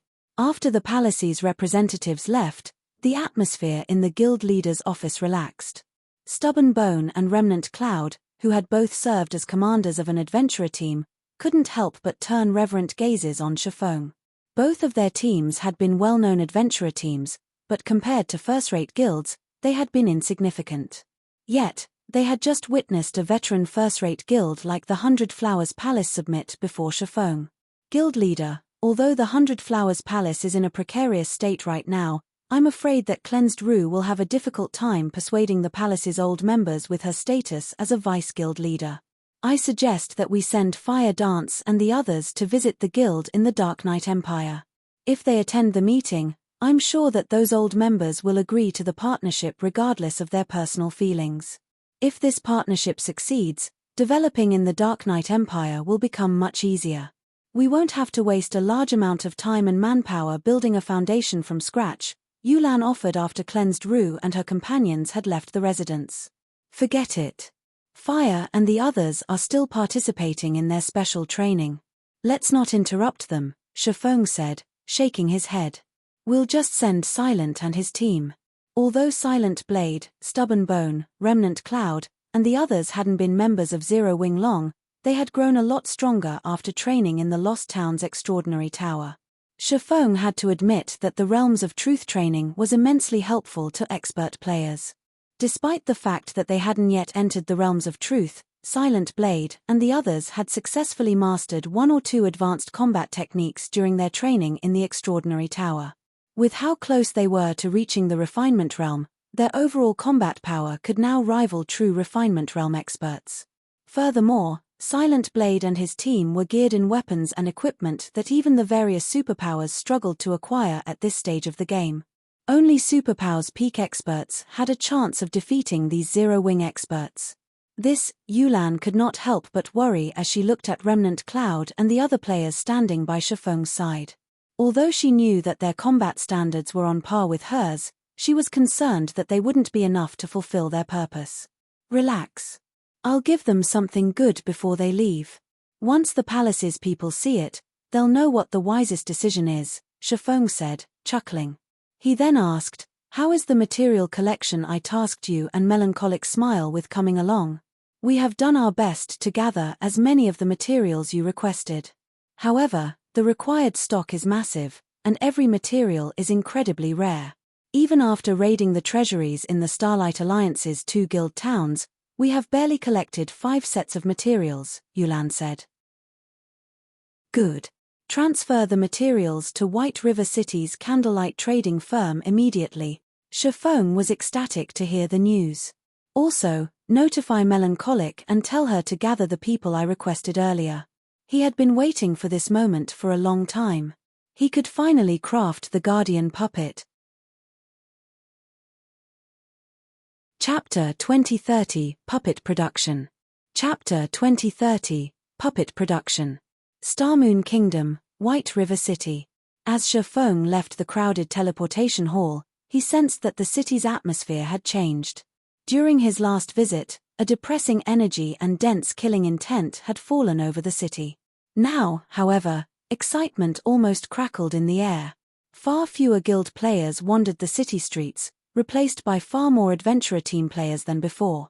As Shifeng wandered through the city, he could hear players discussing the recent events in the Witch's Hill. Zero Wing is so amazing. It captured 2 of the Starlight Alliance's guild towns, back to back. Not even the various superpowers have accomplished such a feat. Who would have thought that Zero Wing had such a powerful foundation? After its defeat, the Starlight Alliance disbanded. The corporations supporting it have already pulled out their investments. I don't think it'll be long before Zero Wing removed the guilds that participated in the alliance from the kingdom. Who told those guilds to be so arrogant and make an enemy of Zero Wing? Didn't they see how Zero Wing became Starmoon Kingdom's overlord in the first place? They're just reaping what they sow. I know, right? I've heard that Zero Wing's giant players were responsible for capturing both guild towns. They're 4 meters tall and have immeasurable strength. Their defense is off the charts, too. The town's defense turrets barely left a scratch on them. With Zero Wing's homeground advantage, who would dare provoke the guild in the Witch's Hill now? It really makes you wonder how Zero Wing managed to convert so many players into giants. I wish I could become a giant player, too. Isn't that simple? Just join Zero Wing. Since Zero Wing can convert so many players into giants, it's natural that it can do so with even more players. The conversion price is the only concern now. That's right. After its victory in the Witch's Hill, independent players in the kingdom are rushing to join Zero Wing in the hopes of securing a conversion slot. Although living in human cities will be inconvenient after joining a neutral race, the combat power you get in return is definitely worth it. Moreover, once we reach higher levels, we'll be able to explore more neutral maps. The inconveniences players face as a neutral race will become insignificant.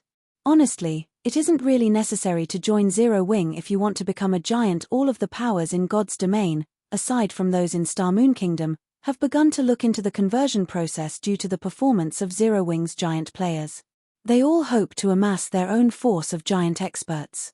It is only a matter of time before someone reveals the conditions for becoming a giant.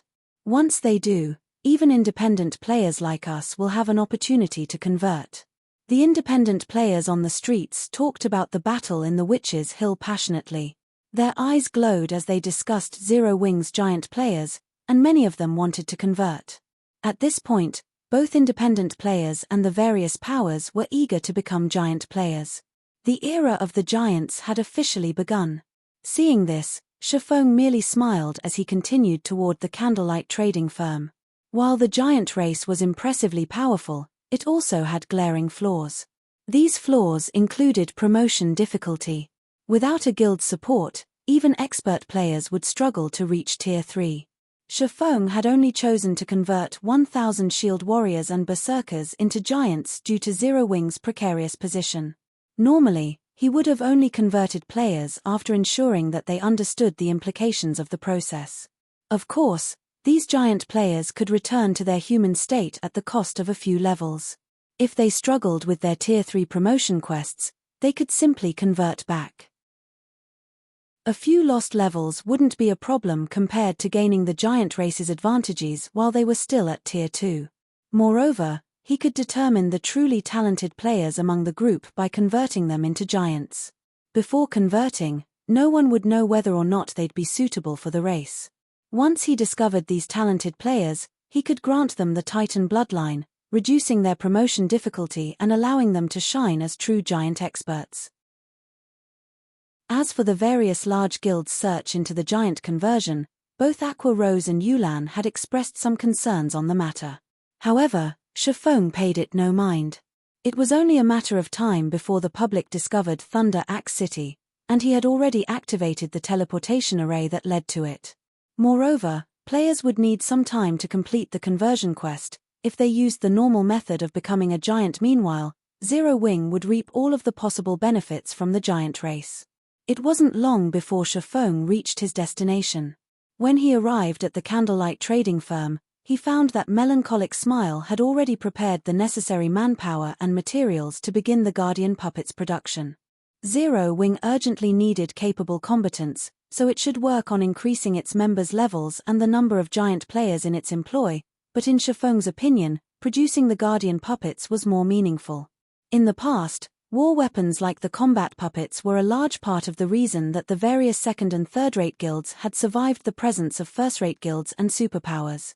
Sin Realm's decision to use the steel puppet against him had been foolish. Combat puppets weren't meant to kill individual players. They were only truly valuable when they defended or attacked towns and cities. Had Sin Realm utilized its steel puppet to protect Golden Flow Town, capturing the town would have been far more challenging.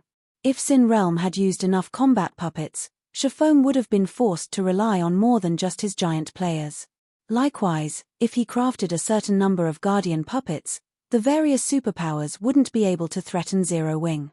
Inside his spacious special forging room, a small mountain of materials sat atop his work desk.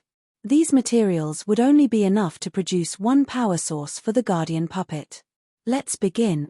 Shifeng took in a deep breath as he examined the design and materials before him. He then activated the Soul Fire's and Philosopher's Hand's abilities, quickly melting down the fine Titan ingots and mana stones on the table. The most difficult part of constructing the Guardian Puppet was its power source. To attempt the production, one had to be an intermediate master forger at the very least. Moreover, an intermediate master would have a painfully low success rate. Fortunately, the Philosopher's Hand's ability could upgrade Shifeng to Advanced Master Forger for a short time. This was why Shifeng dared to attempt producing the Guardian Puppet. Time passed quickly. Before he had realized it, half a day had passed since Shifeng had begun to work on the Guardian Puppet. Dark Knight Empire, Silver Pine City. Silver Pine City was the 7th largest NPC city in the Dark Knight Empire and fully under the 100 Flowers Palace's jurisdiction. However, players from other large guilds roamed the city as if they owned the place. It did not look like the 100 Flowers Palace's territory. Meanwhile, the normally lively 100 Flowers Palace residence was as quiet as the grave. The palace's members watched one guild upper echelon after another enter the guild hall's first-floor hall, shock gripping their hearts when they saw the upper echelon's faces. Some of these upper echelons had come from other kingdoms and empires, and even the rarely seen guild elders made an appearance. What's going on? Why are all of the guild's upper echelons gathering here? Isn't that Crimson Heart, the first vice-guild leader? Wasn't she managing the branch guild in the Holy Hill Kingdom? She's actually made a trip here. The 100 Flowers Palace's members went into an uproar when they saw the silver-armored, soldierly woman with crimson eyes. Although Crimson Heart was the guild's first vice-guild leader, she disagreed with the guild leader's management choices and had led a group of players to develop in the Holy Hill Kingdom. Her endeavors in the kingdom had been quite successful, and she paid no heed to the main branch's matters. Even when the palace's main branch had fallen into a precarious state, she had refused to make an appearance. The guild's members had never expected Crimson Heart to visit the main branch at this time. When the crowd saw the 3 players following Crimson Heart, they couldn't help but gape. The highest leveled player among them had reached level 61. At that level, one could rank among the top 30 experts on the Dark Knight Empire's ranking list. Moreover, all 3 players wore level 60 equipment, with the weakest piece at Secret Silver rank. Level 60 Secret Silver equipment was currently considered top-tier equipment, and not even the various superpowers had many pieces. In addition, these 3 players had a few pieces of level 60 fine gold equipment on them. Most importantly, they all wore 2 or 3 pieces of epic equipment. It was a dazzling sight. Many of the 100 Flowers Palace's upper echelons were stupefied to see these 3 players, as well. They had never considered that Crimson Heart's development in the Holy Hill Kingdom had been so profitable. Crimson, you're finally here. And here I thought that you planned to abandon the 100 Flowers Palace. A level 60, Tier 2 male berserker carrying a great sword on his back commented, smiling when he saw Crimson Heart enter the meeting room. My opinions simply differ from the guild leaders, but I am still a member of the 100 Flowers Palace. Of course, I have to make an appearance for such an important matter. Moreover, Rue has fallen too far. The 100 Flowers Pavilion can solve its own problems. We don't need outsiders' help. Crimson Heart sapped, frowning as a flash of rage lit her eyes.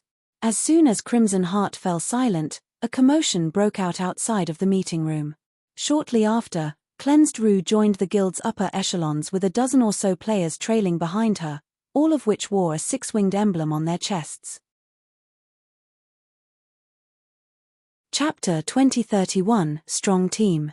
Chapter 2031, Strong Team. Inside the grand, solemn meeting room, the 100 Flowers Palace's upper echelons and guild elders were silent as they stared at Zero Wing's players standing behind Cleansed Rue. How is this possible? Level 62? How does Zero Wing have so many level 61 experts and above? Are these people really from Zero Wing?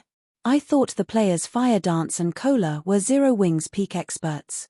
The 100 Flowers Palace's members whispered to each other as they examined Silent Blade and the dozen or so Zero Wing members from afar, confusion filling their gazes. Although many of the players in the meeting room had reached level 60, a massive amount of EXP was necessary to rise from level 60 to 61. Currently, fewer than 30 people in the Dark Knight Empire had reached level 61, and even if they included the experts that chose to hide their levels, there were still less than 50 level 61 players in the Empire.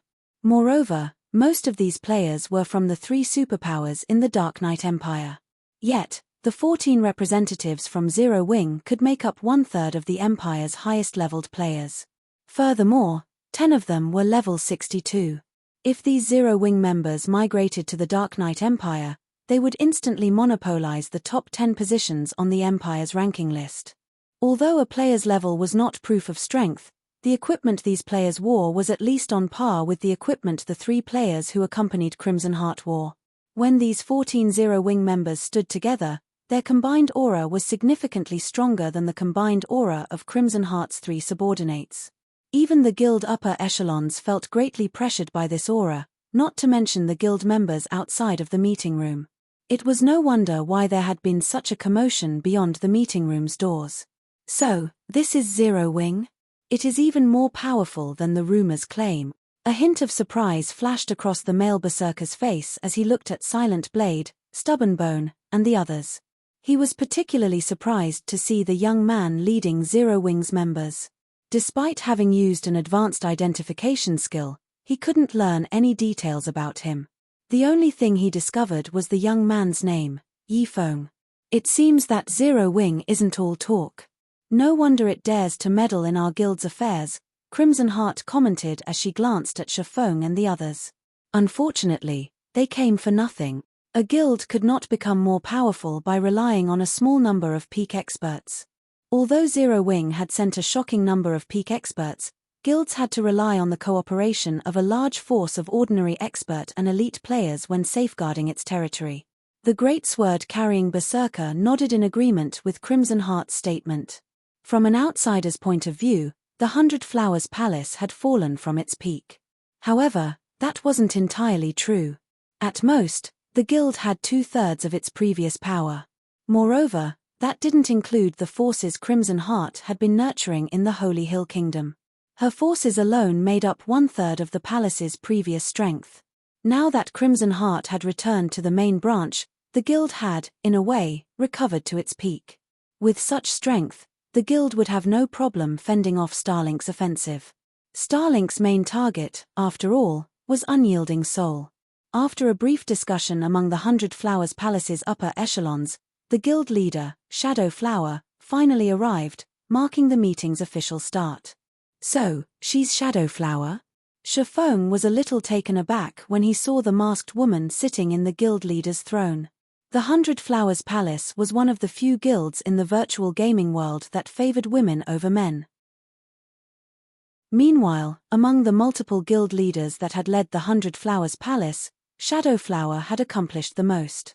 The 100 Flowers Palace had eventually grown into a quasi-super first-rate guild under this woman's lead during Shifeng's previous life. Although the palace never managed to become a super first-rate guild, it had amassed the strength to rival one.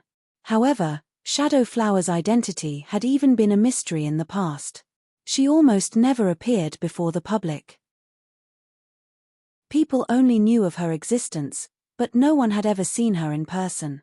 Many had speculated that Shadow Flower was in her 30s or 40s, but when Shifeng inspected her with omniscient eyes, he discovered that she was barely over 20. She was even younger than Cleansed Rue, and she was no less beautiful. Her level was even more impressive as a level 61, Tier 2 assassin. While Shifeng quietly observed the 100 Flowers Palace's upper echelons, the players before him fell into a heated debate. Overall, these upper echelons had split into two main groups. The first group supported the idea of accepting Zero Wing's help, but with the condition that part of the remuneration was paid in resources, rather than solely shops and lands.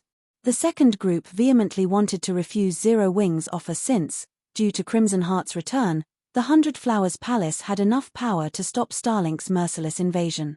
Cleansed Rue and Crimson Heart led these two groups, and both argued intensely.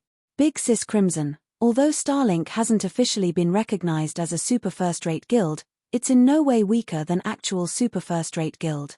It has even surpassed Unyielding Soul. It's targeting us to ensure that it can focus on Unyielding Soul later. Starlink is not playing around and will do everything in its power to eliminate us. With just our guild's strength, resisting Starlink will be incredibly difficult. Cleansed Rue said. While you're correct, you know that there have been cases where guilds that rival first-rate guilds have stopped a superpower's offensive. Zero Wing's success against Miracle in the Black Dragon Empire is one such example.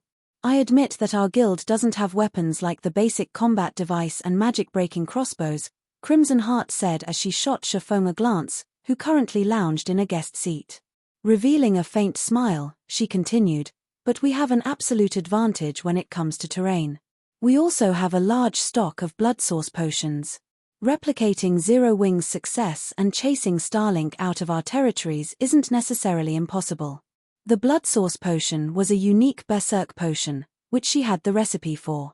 After consumption, players would instantly rise by 5 levels for 3 hours. During the potion's duration, they'd also enjoy a 20% basic attribute increase, and their physique would improve by 40%. The potion's side effects were its only flaws. Once the potion's duration ended, the player would lose 1 level and enter a weakened state for 12 hours. Because of this, it was considered taboo, and most players refused to use it unless absolutely necessary. If the 100 Flowers Palace used blood source potions against Starlink in the fields, it might achieve a greater victory than Zero Wings against Miracle. The palace had thousands of experts it could dispatch, whereas Zero Wing's forces had been limited to the number of basic combat devices and magic-breaking crossbows in its possession. Cleansed Rue fell silent at Crimson Heart's words. The other guild upper echelons also found her opinions reasonable. After all, Crimson Heart had relied on the blood source potion to secure a sizable territory in the Holy Hill Kingdom with a small number of guild members. Starlink couldn't afford to fight a drawn-out war with the 100 Flowers Palace if it wanted to deal with Unyielding Soul. Once it discovered that the palace was too tough to finish off in a short time, it would give up on the palace. It was a similar mentality to the one Miracle used when it withdrew from its fight with Zero Wing. Since Zero Wing was capable of stopping a superpower's offensive, why couldn't their guild do the same? Furthermore, the 100 Flowers Palace could dispatch far more experts than Zero Wing had during that fight. As the upper echelons discussed Crimson Heart's view and agreed with her suggestion, a system notification rang in their ears. Guild system: Starlink has captured East Valley Town's town order. East Valley Town is no longer under the 100 Flowers Palace's jurisdiction. Guild popularity reduced by 2,000. Chapter 2032, Proof of Ability. Chapter 2032, Proof of Ability. When they heard the guild system notification, the meeting room fell silent as if time had frozen. The 100 Flowers Palace's upper echelons only recovered from their daze after 3 seconds had passed. East Valley Town has been captured. How is that possible? What did Starlink do? Quick! Send someone to contact our people in East Valley Town. I want to know what's happening. Find out how Starlink captured it. The upper echelons barked out orders to their subordinates, demanding a full investigation into this matter. They were all visibly anxious, having abandoned their prior calm. Even Cleansed Rue, one of the guild's vice-guild leaders, was clearly flustered. East Valley Town was one of the 100 Flowers Palace's 3 most important towns due to its proximity to the Thorny Ridge, a level 60 to 80 neutral map. The Thorny Ridge was the most suitable map for players to grind and level up. Not only could players level up quickly there, but they could also secure excellent resources from the map. Furthermore, East Valley Town had almost been large enough to promote to intermediate rank. Due to East Valley Town's importance, the 100 Flowers Palace had stationed between 30,000 and 40,000 players in the town. Although only 1,000 of them were expert players, the rest being elites, East Valley Town shouldn't be easy to capture. To prevent other powers from taking the town from them, the guild had also constructed 8 defense turrets and 10 arrow towers, in addition to hiring 1,000 NPC soldiers for the town's protection. If worse came to worst, the palace had a collection of war weapons, Tier 3 summoning scrolls, and Tier 3 large-scale destruction magic scrolls stored in the town. Yet, despite having such defenses, East Valley Town had fallen without any of them receiving word of an attack. Why wouldn't they worry when such a heavily fortified town had been captured so easily? After waiting for a short while, the 100 Flowers Palace's upper echelons received reports from their subordinates. However, their expressions became even gloomier after reading the reports. Vice Guild Leader Rue, what happened in East Valley Town? Shifeng could not help but ask. We have received a report from the members stationed in the town. Starlink sealed off communication in the town before several thousand Tier 2 experts appeared in our residence. Because of how sudden the attack was, our members were caught completely off guard. Using the confusion to their advantage, Starlink's members claimed the town order, Cleansed Rue said, turning to Shifeng with a complex expression. Starlink had used the same tactical assault that Zero Wing had employed against the Starlight Alliance. It was highly likely that Starlink had only decided to use the tactic after witnessing Zero Wing's success. If Zero Wing had not used it, Starlink would likely have failed to capture such a fortified town as East Valley Town.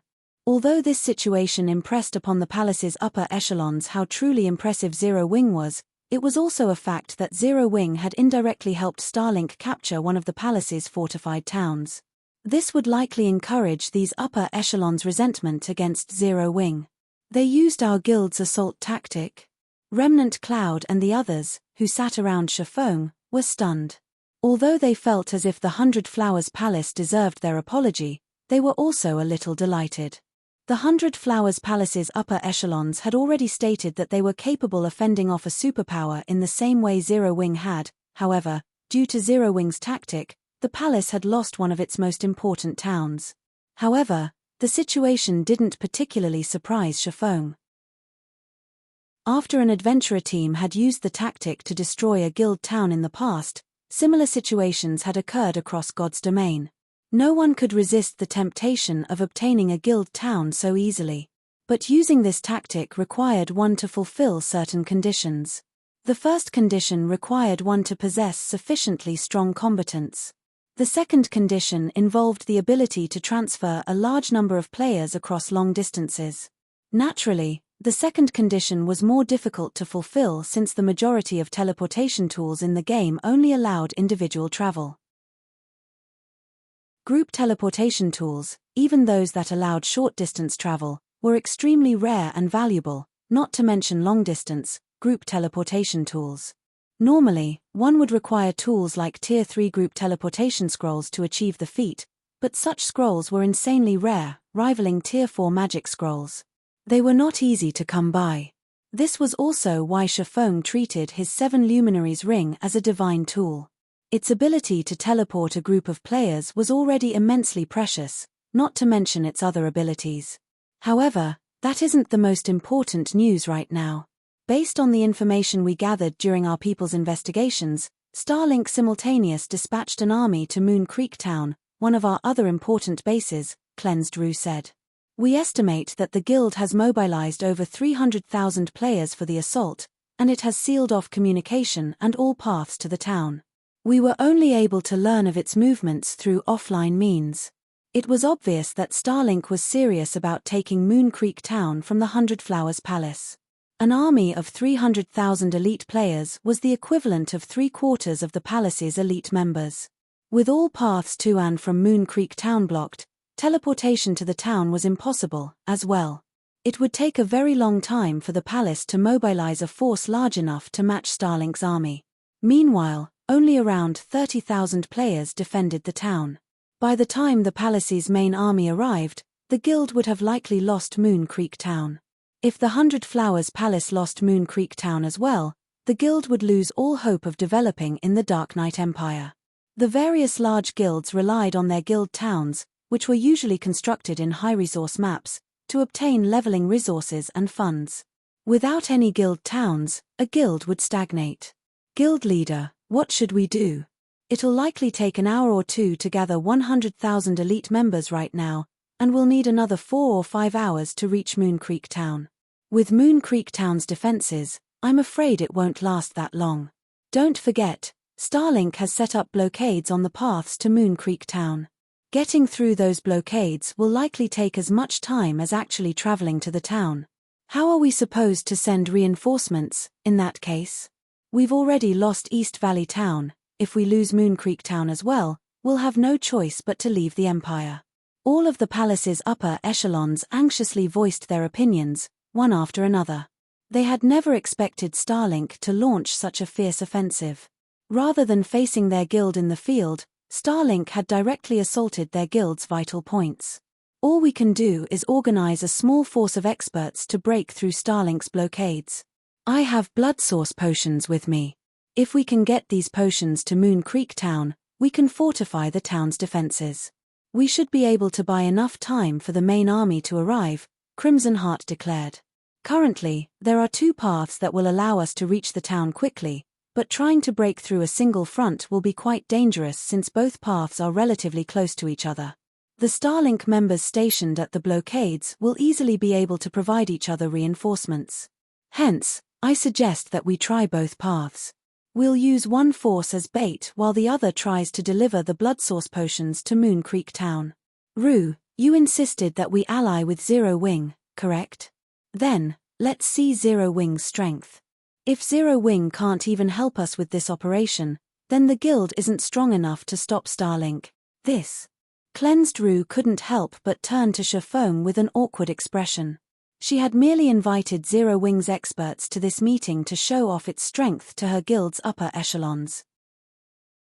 With that understanding, Zero Wing had only sent 14 experts with her. How could such a small force fight a large-scale battle? That won't be a problem. We can use this opportunity to prove to you that Zero Wing is powerful enough to repel Starlink, Shifeng volunteered, nodding calmly. Cleansed Rue had no choice but to agree with Crimson Heart's plan after Shifeng's approval. However, she intended to gather the experts under her command, as well. She had suggested this alliance. She couldn't afford to watch from the sidelines. Since we're all in agreement, Let's begin the operation. Moon Creek Town can't last long without our help, Crimson Heart said, flashing Chiffon a grin. In truth, she didn't have much hope of Zero Wing's success in this operation. She had only suggested the plan to prove to Zero Wing that she and her subordinates could smash through Starlink's blockade and reach Moon Creek Town in time to help its survival. Following which, the two Vice Guild leaders left to prepare, with Crimson Heart organizing the experts that had accompanied her from the Holy Hill Kingdom and Cleansed Rue leading her own subordinates and Zero Wing's group to the appointed location. Chapter 2033 Breaking Through. Chapter 2033 Breaking Through. Dark Knight Empire, Silent Canyon. A 1,000-man team from the 100 Flowers Palace rose through a rugged mountain path atop the guild's Black Panther mounts. The team left kicked up clouds of dust as they passed, the sound of the Black Panther's footfalls echoing throughout the valley. Players that encountered the army of Black Panthers stepped aside and made way for the beasts. In the lead, Crimson Heart rode atop a pitch-black drake, unlike the rest of her team. She wore a suit of silver armor and carried a dark purple spear across her back that radiated a frosty aura.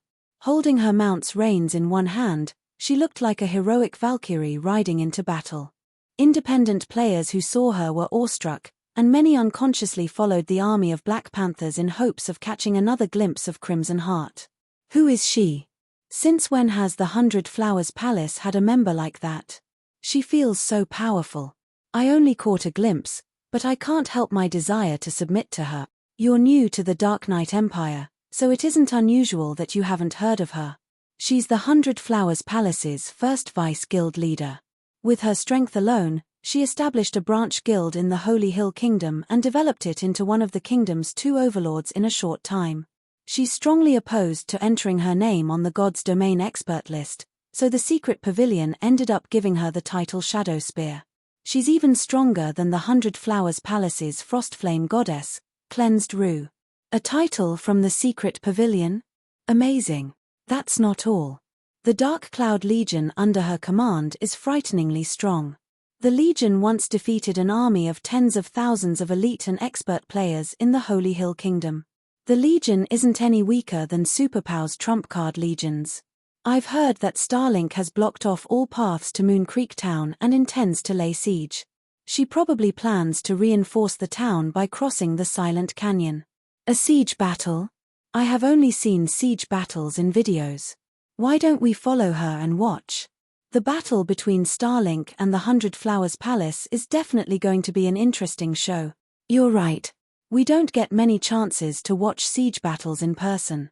Once the battle is over, we might even get to make a little profit.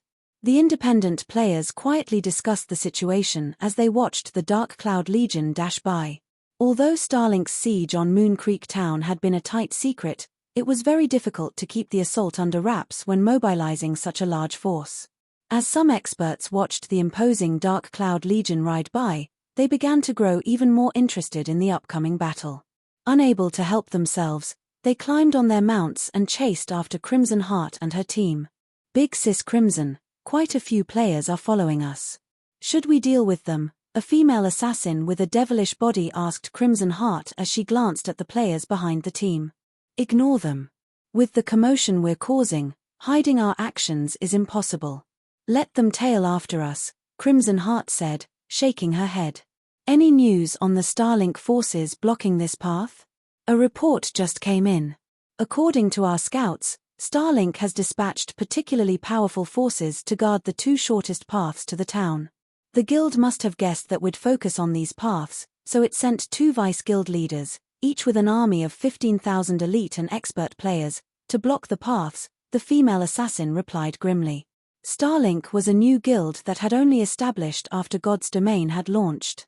It had become a superpower so quickly, even rivaling Unyielding Soul, after annexing plenty of guilds, adventurer teams, and famous experts.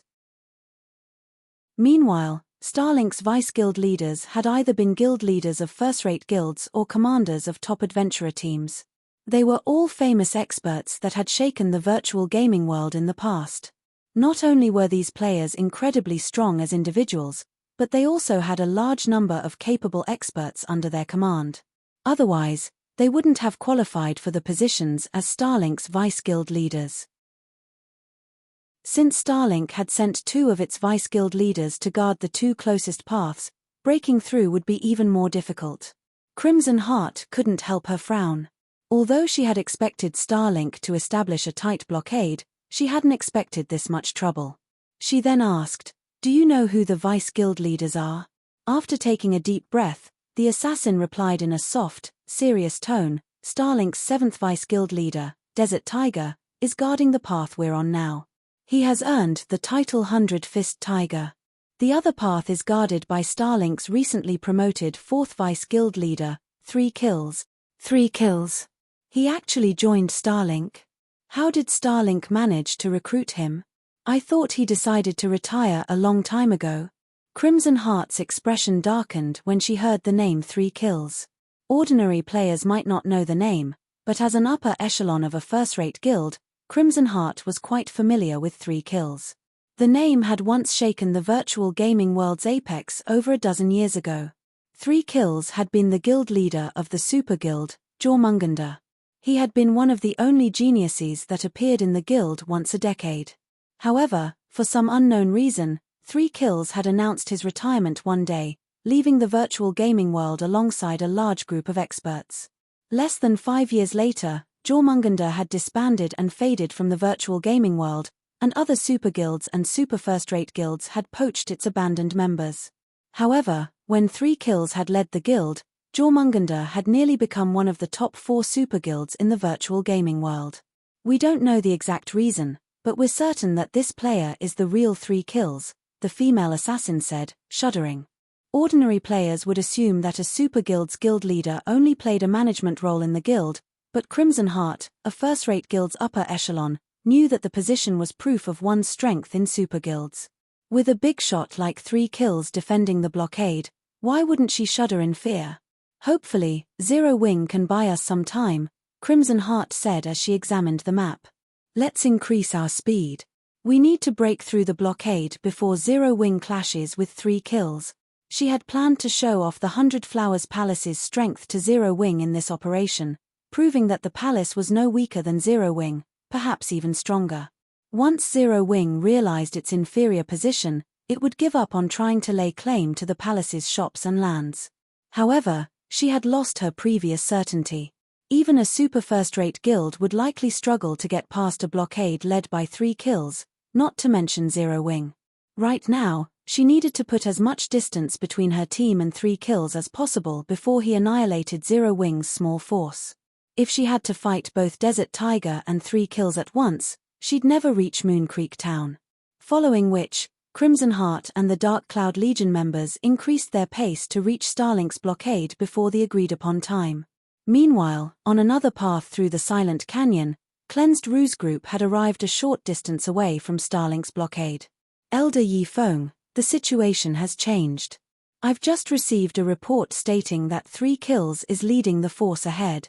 He was the guild leader of Jormungandr, a super guild from several years ago," Cleansed Rue reported grimly.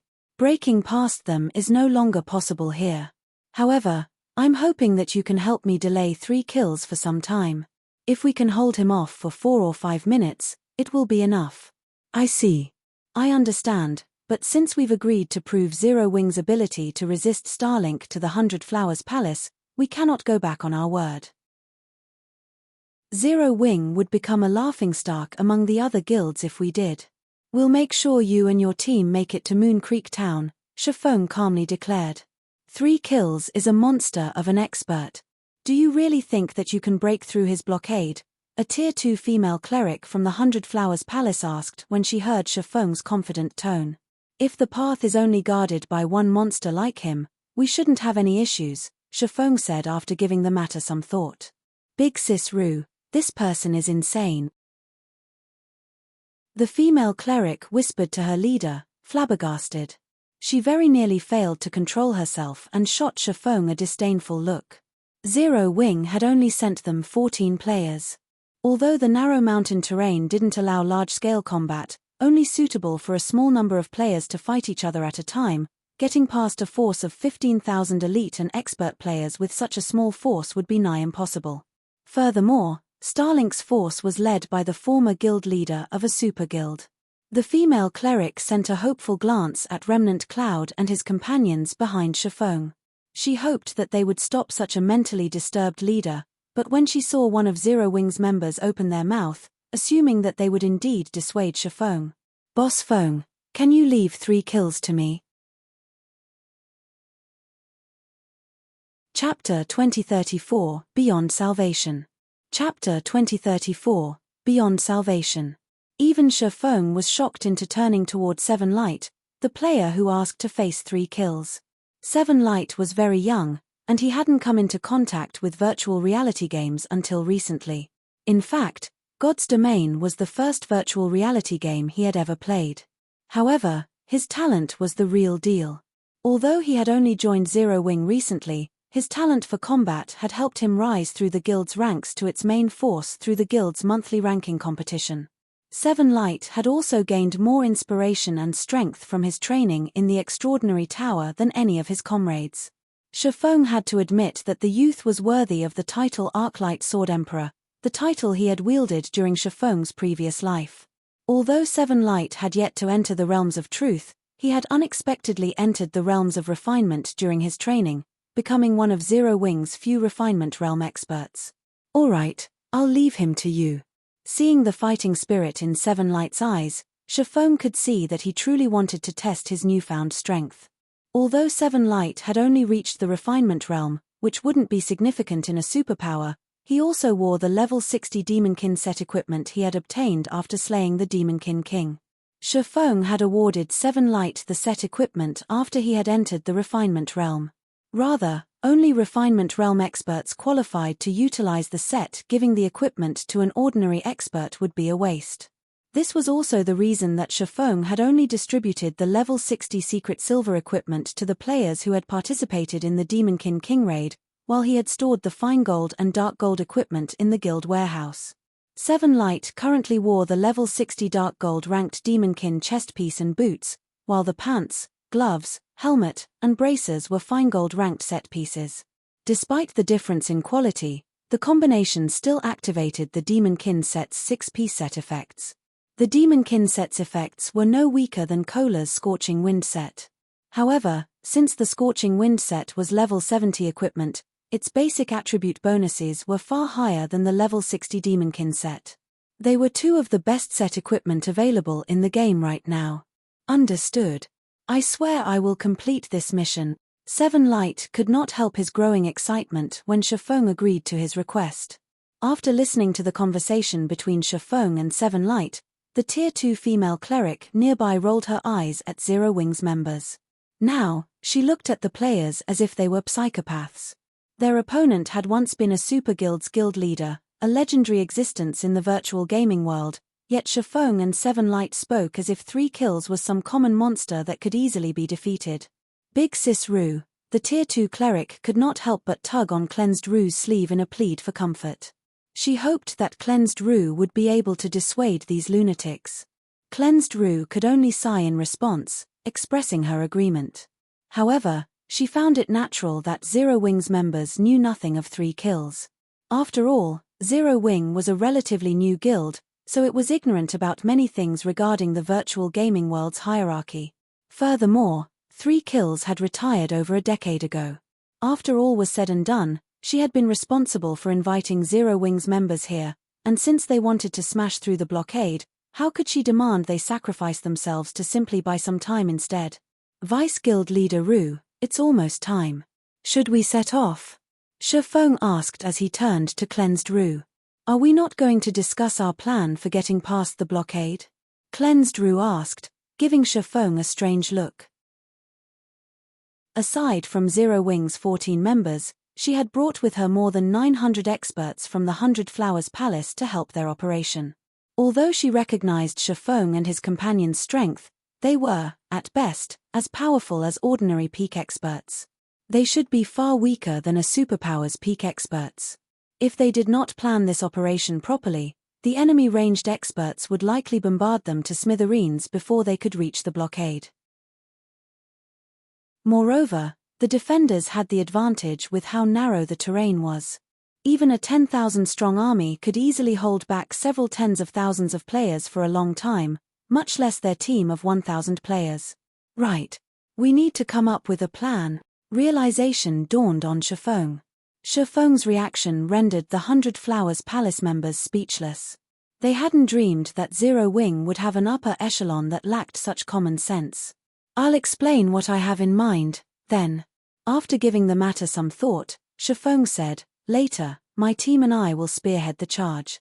Once we tear a hole through Starlink's defenses, the enemy will concentrate their firepower on us.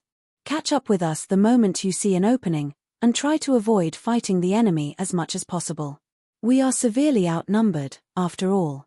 If we try to fight them, we'll be at a disadvantage. As soon as Shifeng finished, every player from the 100 Flowers Palace stared at him with dropped jaws. They would have cursed at him if Cleansed Rue hadn't been there. How was that supposed to be a plan? He basically wanted them to launch a kamikaze attack. If they truly followed Shifeng's play, they might as well call themselves the Suicide Team. Shifeng wasn't satisfied with simply sacrificing himself and his players. He actually wanted them to die with him. Did he think that they were just as mentally ill as he was? Very good. It seems nobody has any issues with it, Shifeng said, nodding his head when no one spoke up. In that case, let's begin. Big Sis Rue, are we really going to follow him? The Tier 2 female cleric could not help but ask Cleansed Rue softly. She felt that Shifeng's mental disorder was beyond salvation. If they followed his plan, they'd likely be annihilated within 30 seconds. They'd break the record for the fastest 1,000-man team to die while charging a blockade, becoming the biggest joke in the Dark Knight Empire. Let them go. Once they die, we'll think of a better plan to buy time. That way, Big Sis Crimson's side should have an easier time breaking through to the town, Cleansed Rue said. She released a deep sigh as she watched Shifeng and the others, who eagerly prepared to charge into Starlink's blockade. Meanwhile, hundreds of independent players stood less than 1,000 yards away from Starlink's fortifications. They all waited for Starlink to let them pass. Although many of these independent players whispered complaints, none of them could do anything about the roadblock. Starlink had set up their blockade in a strategic location, choosing a path that was sandwiched between two steep cliffs. Although the cliffs were not magically enhanced, even high-agility assassins would struggle to climb across. Furthermore, several hundred ranged experts stood guard atop each cliff. They'd easily spot anyone who attempted to climb the rock side. Getting past this blockade without being detected was simply impossible. The main path was guarded by several hundred MTS. Tier 2 MTS fully comprised the first two defensive lines, and when they raised their shields in unison, not even a rat could sneak past them, much less players. Boss kill, someone's trying to break past Desert Tiger's team. From what we've learned, these players seem to be from the Dark Cloud Legion that follows Crimson Heart, the 100 Flowers Palace's first vice-guild leader. It's the palace's strongest legion, with impressively strong members. Why don't we take some people and head over to take a look? I'm tired of sitting here and doing nothing, it's boring, a level 60, Tier 2 ranger holding a beer bottle suggested to the middle-aged man wearing dark blue plate armor and carrying two war hammers. It seems the 100 Flowers Palace is tired of sitting still, 3 kills calmly commented. Since they're here, let's greet the Shadow Spear. Although 3 kills looked like a man in his 40s, and he was relatively slim, lacking muscle mass, he radiated a chilling aura that made players unconsciously distance themselves from him. If a player examined him with an advanced identification skill, they'd discover that 3 kills was a level 62, Tier 2 berserker, and his equipment was just as frightening. He wore a total of 5 epic items, 4 equipment pieces and 1 weapon. Of the rest of his equipment, the weakest piece was level 60 secret silver rank. His aura wasn't the slightest bit inferior to a level 60 Grand Lord's. As 3 kills finished speaking, the Starlink players that were responsible for scouting the surrounding area shouted, "Enemy sighted 500 yards away. A team of players is rapidly approaching." With the scouts' warning, Starlink's elite players began to grow nervous. The 100 Flowers Palace had been pushed to the brink of destruction, and the guild wouldn't spare any expense to get past their roadblock. Even though they had the defenders' advantage, They'd need to spend a long time grinding to recover the lost EXP on the off chance that they died in the upcoming battle. Luck is on our side today. We actually get to participate in such an event. Hopefully, I'll loot a good piece of equipment before this is over. Starlink's Tier 2 experts, however, didn't respond in kind. Rather, they practically vibrated with excitement and anticipation. The independent players that waited to move past the blockade had heard Starlink's experts, showing similar excitement. They rarely witnessed large-scale guild battles like this, and they were so close to the battlefield. With how chaotic combat was, they might be able to take advantage of the situation to secure some unexpected loot for themselves. The 100 Flowers Palace is launching a two-prong assault. After giving the matter some thought, 3 Kills asked, how many people are approaching? 14. Chapter 2035 Extraordinary Towers Effects. Chapter 2035 Extraordinary Towers Effects. The Scouts report stunned Starlink's members, clearly wondering if the Scout was toying with them. Even 140 players would die instantly if they assaulted the blockade, much less 14 players. If the 100 Flowers Palace wanted to make it past the roadblock, it should have at least sent a 1,000-man team like the Legion that assaulted Desert Tiger's post. They must be independent players that want to head to Moon Creek Town. The 100 Flowers Palace can't be this stupid. I agree. They're most likely just passing by. The Starlink members that had prepared for a fight began to relax. They also shot the Scout disdainful looks for making them worry over nothing. Starlink hadn't publicly announced its siege on Moon Creek Town, so very few knew about it. Even if some players discussed the situation on the official forums, most players grinding in the fields rarely checked the forums while they worked. It wasn't unexpected to find players that didn't know about Starlink's blockades as they made their way to the town. In fact, they had already encountered several similar parties. No.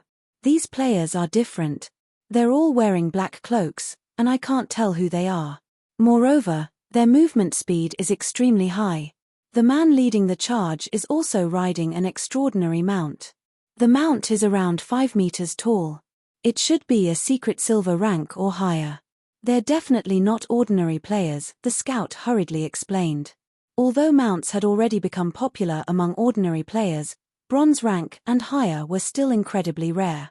Even at this stage of the game, the various large guilds' upper echelons didn't necessarily own mysterious iron mounts, let alone secret silver rank.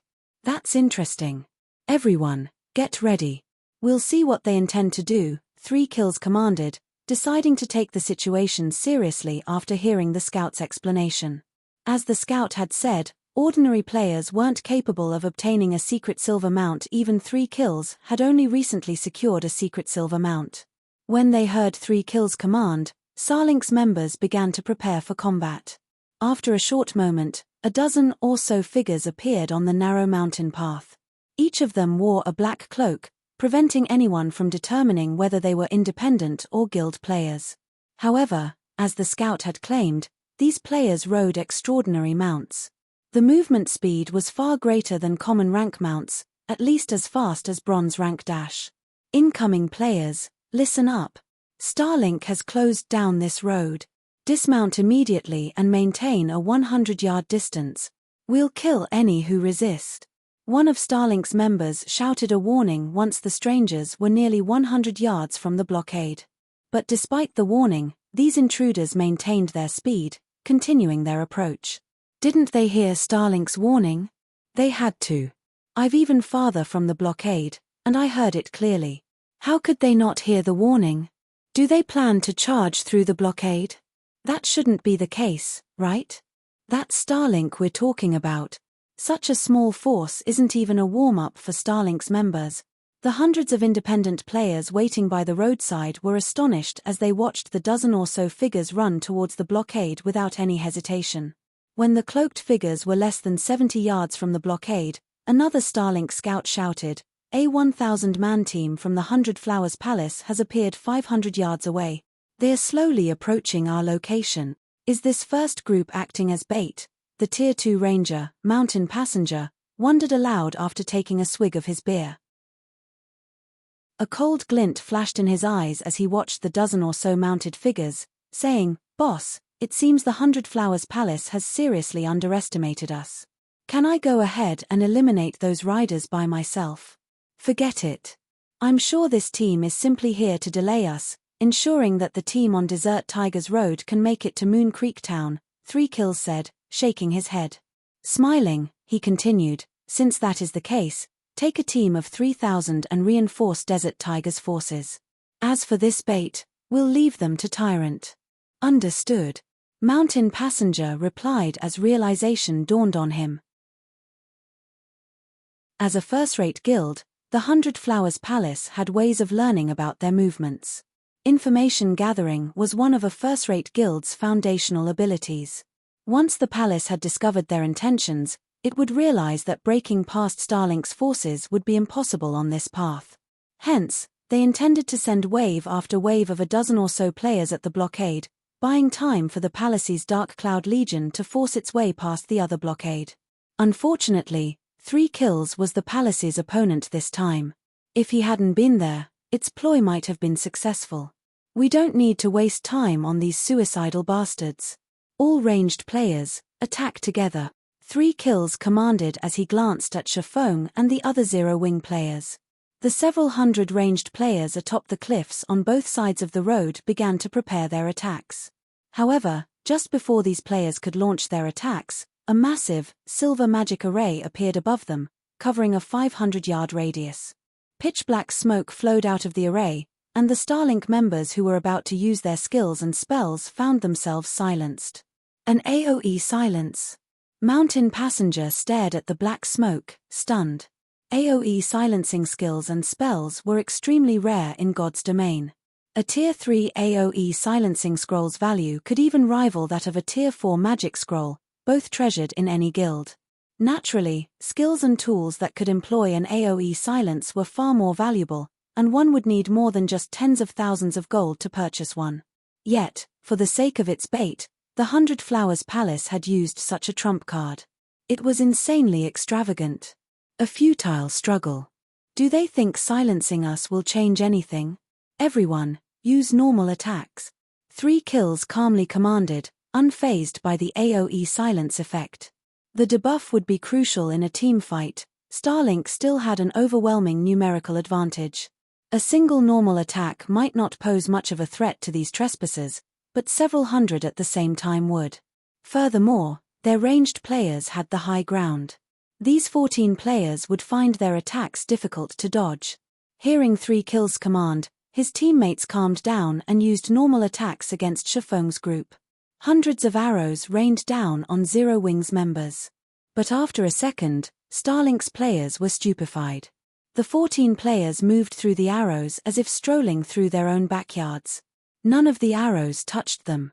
How is this possible? Starlink's members, as well as the 100 Flowers Palace's scouting assassins and the spectating players, stared at Zero-Wing's small force with gaping mouths. They couldn't believe what they were seeing. They were talking about several hundred arrows. Even ordinary experts would be forced to defend themselves with their weapons. Some ordinary experts wouldn't even block every arrow, taking a few hits. However, not only had Shifeng and his party dodged every arrow, but they had also done so effortlessly. Based on their appearances, they still had plenty of energy to spare. However, Seven Light and his companions weren't surprised in the least. After all, compared to dodging the extraordinary tower's attacks during the trial, avoiding these arrows was child's play.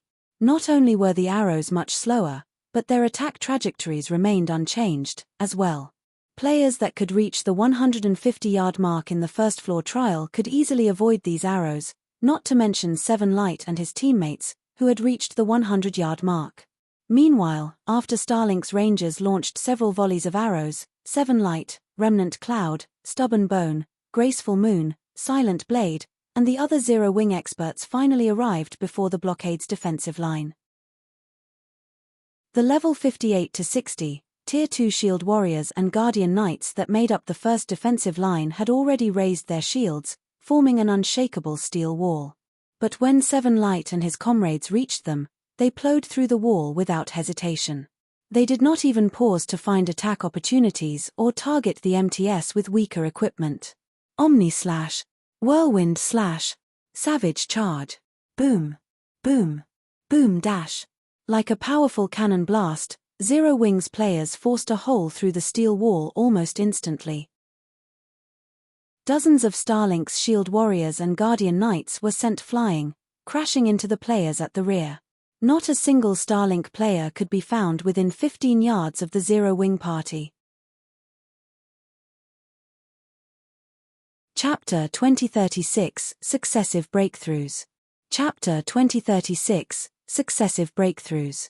Starlink's members were stunned after watching Seven Light, Silent Blade, and the others blast apart the human wall. The fact that these 14 players had dodged a rain of arrows was already shocking enough, but the word was no longer enough to describe the scene they had just witnessed. Are they monsters? This thought simultaneously drifted through the minds of Starlink's players. The MTS on the first line were bona fide Tier 2 experts, fully geared in level 55 secret silver equipment. Some of them even wore 1 or 2 pieces of level 55 fine gold equipment. They were the envy of ordinary experts. That defensive line shouldn't have broken even under an assault by several thousand elite and expert players. Yet, just 14 players had shattered it. Meanwhile, the independent players and the 100 Flowers Palace's assassin scouts were just as flabbergasted.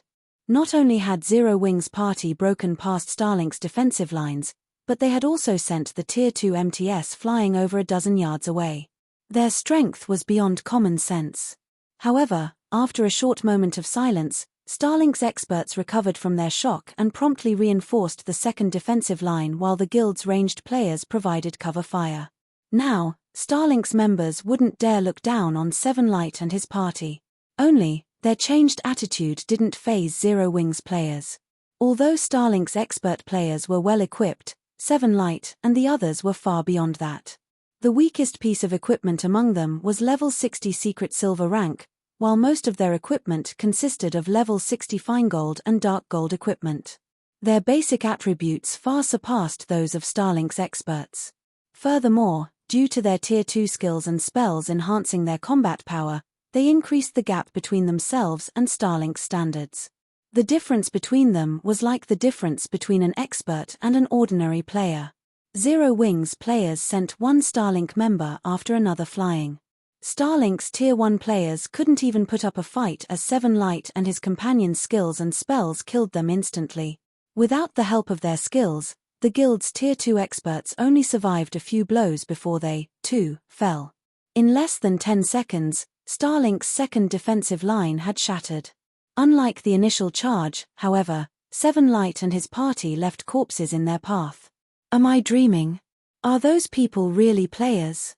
The watching independent players felt as if they were in a dream as they stared at the corpses littering the mountain path. They had witnessed many team battles before, but they had never watched over a dozen players slaughter several thousand. Seven Light and the others massacred Starlink's experts as if they were slaughtering chickens, taking a life with every swing of their weapons. Although Starlink's members had successfully landed a few hits, Zero Wings healers easily mitigated the damage. Although Starlink was normally the target of independent players' hatred, they couldn't help but pity its members as they watched the carnage. Some of them even considered cheering on Starlink's members, protesting the fear and irrationality Seven Light and the others instilled in them. How is this possible? I thought they were supposed to be the Palace's bait. Is the Dark Cloud Legion the true bait? 3 Kills was confused as he watched the invaders break his second defensive line. Boss, they're going to reach the third defensive line soon. If they break that line as well, we'll have trouble stopping them, Mountain Passenger warned his commander when he realized that 3 Kills hadn't yet given an order. Should we join the fight? They had set up quite a few defensive lines on this mountain path, but the first 3 were the strongest. If the enemy broke through, the most the rest of their players could do was buy time. They'd have no chance of stopping the 100 Flowers Palace's advance. Meanwhile, failing the first major mission it received after joining Starlink would be a massive embarrassment for Jormungandr. If the fallout weren't handled properly, it might even lose its standing within Starlink. Go. We can no longer afford to hold back, 3 kills said, nodding. In a chilling tone, he continued, since we must get involved, we cannot give these intruders an easy death. Boss, rest assured, since these people have spoiled our plans, I'll make sure they regret ever standing before us. Mountain Passenger enthusiastically declared. He had to admit that these newcomers were quite strong, nothing that ordinary experts could compare to. However, compared to Jormungander's peak experts, they were nothing. God's domain had main tools, and among them, some doubled a player's death penalty. Fortunately, these Starlink experts had something even more valuable. The Necromancer's globe in their possession targeted players' souls. Although it was a one-time use item, the targeted player would be barred from logging into God's domain for 5 to 10 days and suffer a permanent 15% decrease to their physique if they died within half an hour. To expert players, such a loss was far worse than losing several levels and several pieces of top-tier equipment. When Zero Wings players were within 30 yards of the third defensive line, 10 figures emerged from both sides of the road, blocking their path. Commander Mountain. When Starlink's members saw these figures, excitement instantly replaced their anxiety.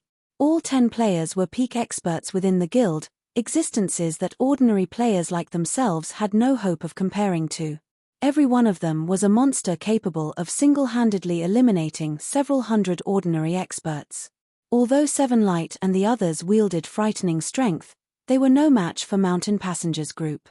After all, Seven Light's party relied on an AoE silencing effect to secure an overwhelming victory.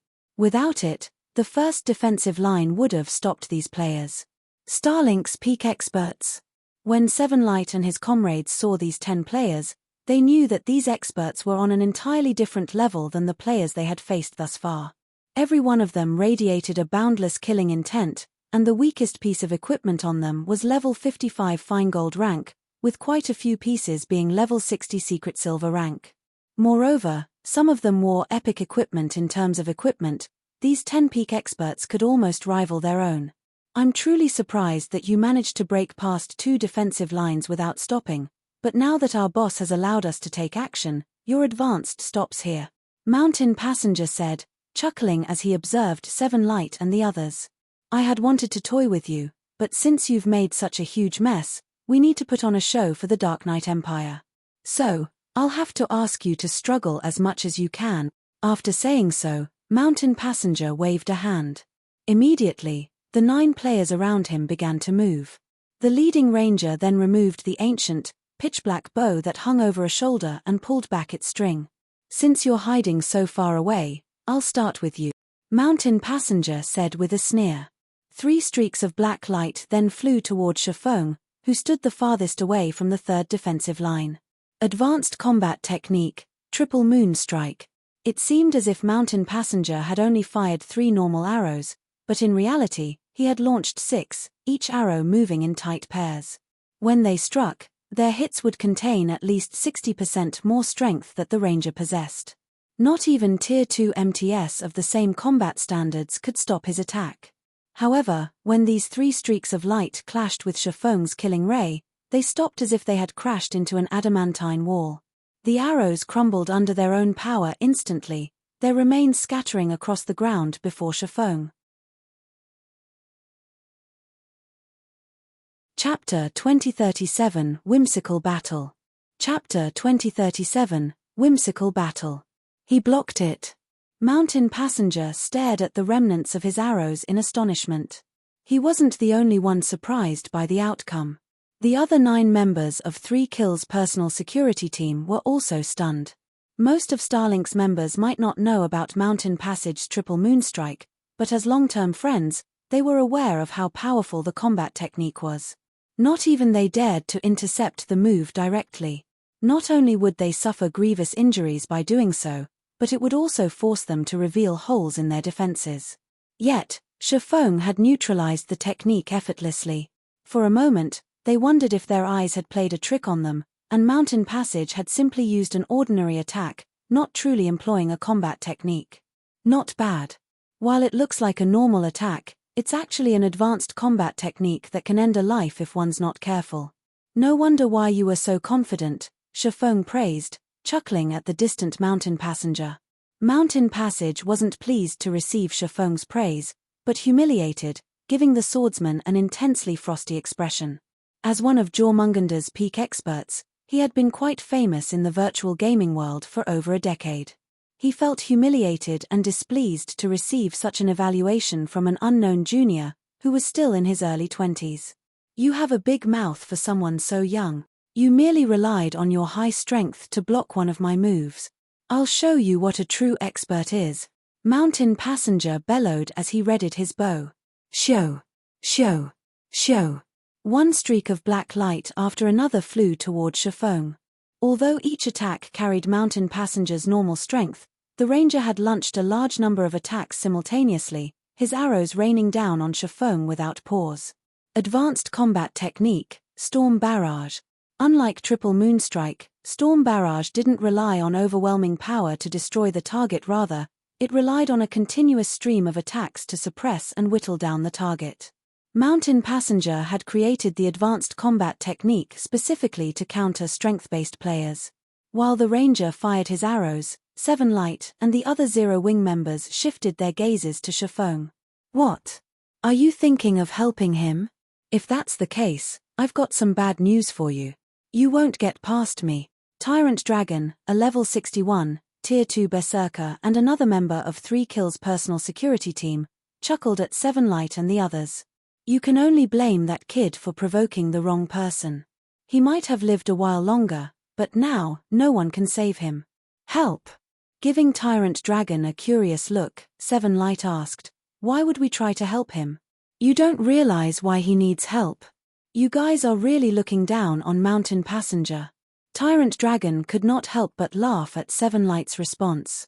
He never expected to find a bunch of nobodies looking down on Mountain Passenger, someone who had been renowned in the virtual gaming world back in the day.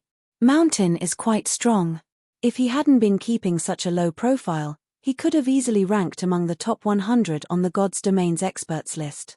But since it's been so long since anyone has made me laugh, I'll hold off for now and let you witness how powerless someone who only relies on overwhelming strength truly is before Mountain Passenger.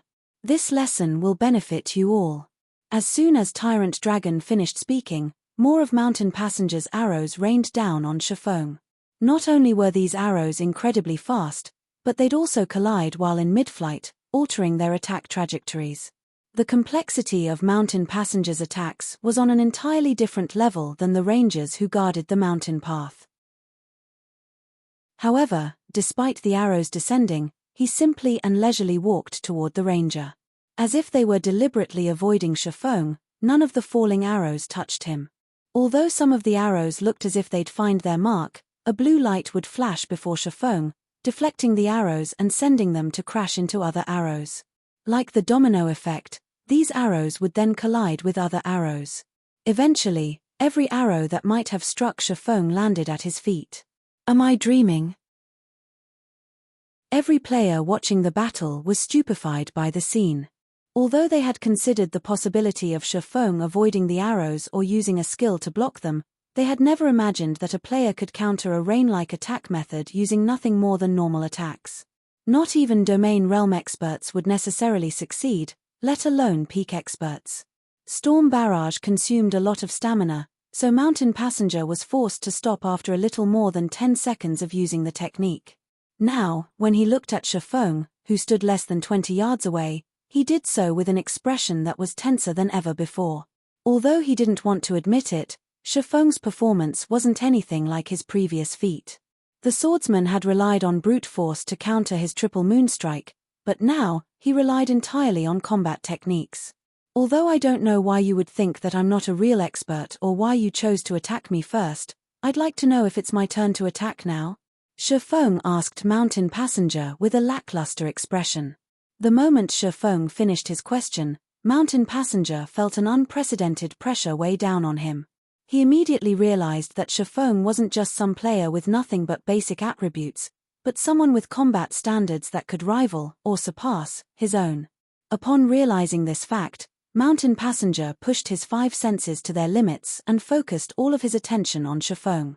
However, Shifeng suddenly vanished without a trace. By the time he relocated the swordsman, the man had moved within attack range. Tier 2 Taboo Skill, Instant Strike. A blue flash passed by Mountain Passenger's throat. Despite seeing the attack, the ranger had no time to block or dodge the strike. He could only watch as Killing Ray slit his throat, draining his HP bar. Eventually, his HP fell to 0, and he collapsed to the ground. Only after Mountain Passenger's vision faded and his body was thoroughly paralyzed did he understand that Shifeng had killed him, and he had been utterly powerless to retaliate. When Mountain Passenger died, the battlefield seemed to freeze as everyone stared at the ranger's corpse in silence. Mountain Passenger, one of 3Kill's personal bodyguards, had died, just like that. The players who were most shocked were undoubtedly Tyrant Dragon and the other guard team members. Although they couldn't believe that the ranger was dead, their instincts as peak experts forced them to move.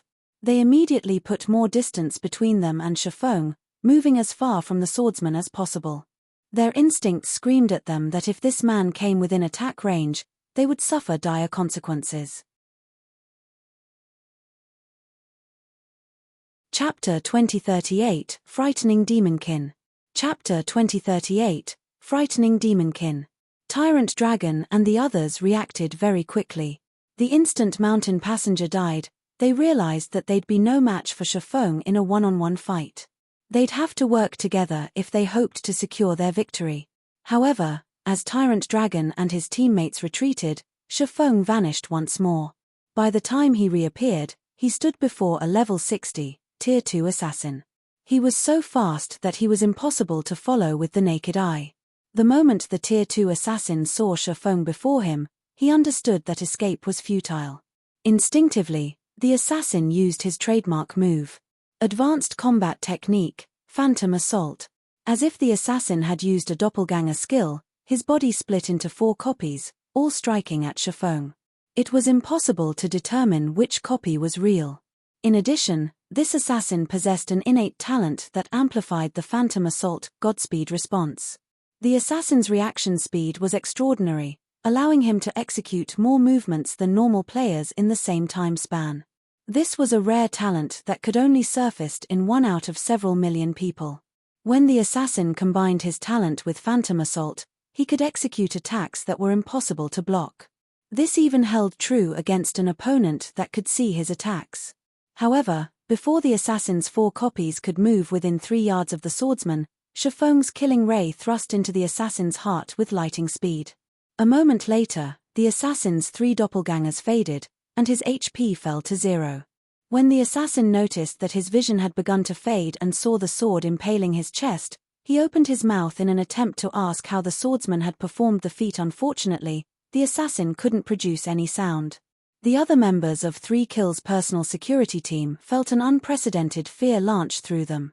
Shifeng was too fast. Not only was his attack speed incredible, but his reaction speed was just as fast. He's a monster.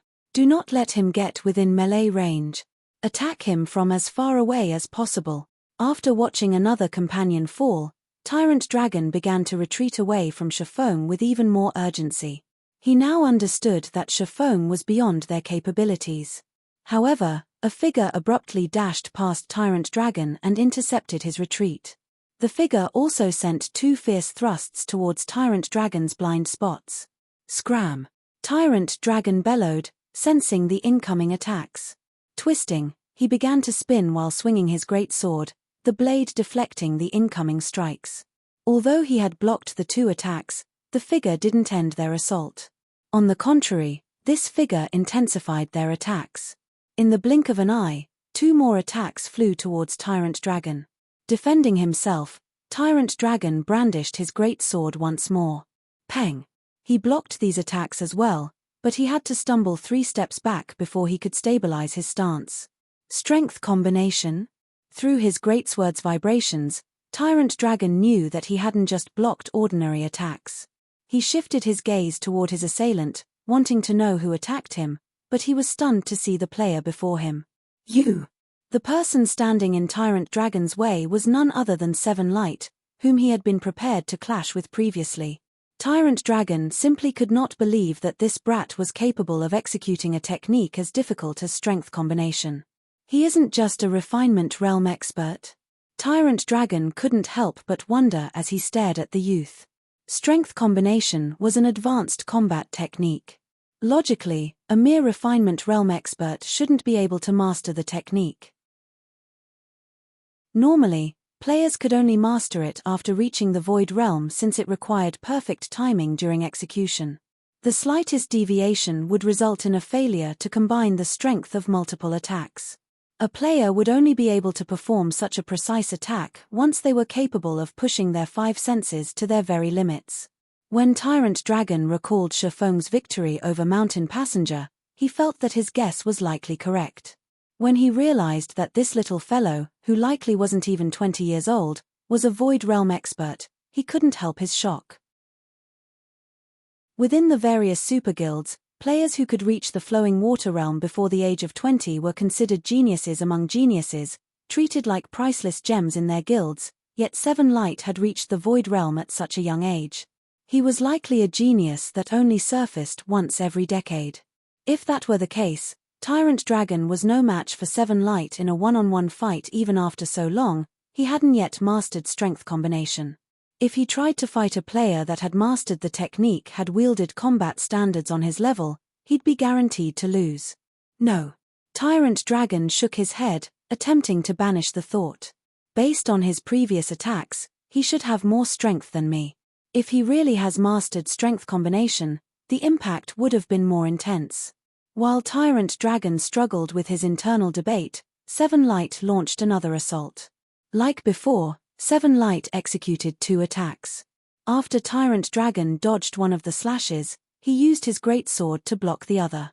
Since he only took one hit, he didn't stumble in the slightest.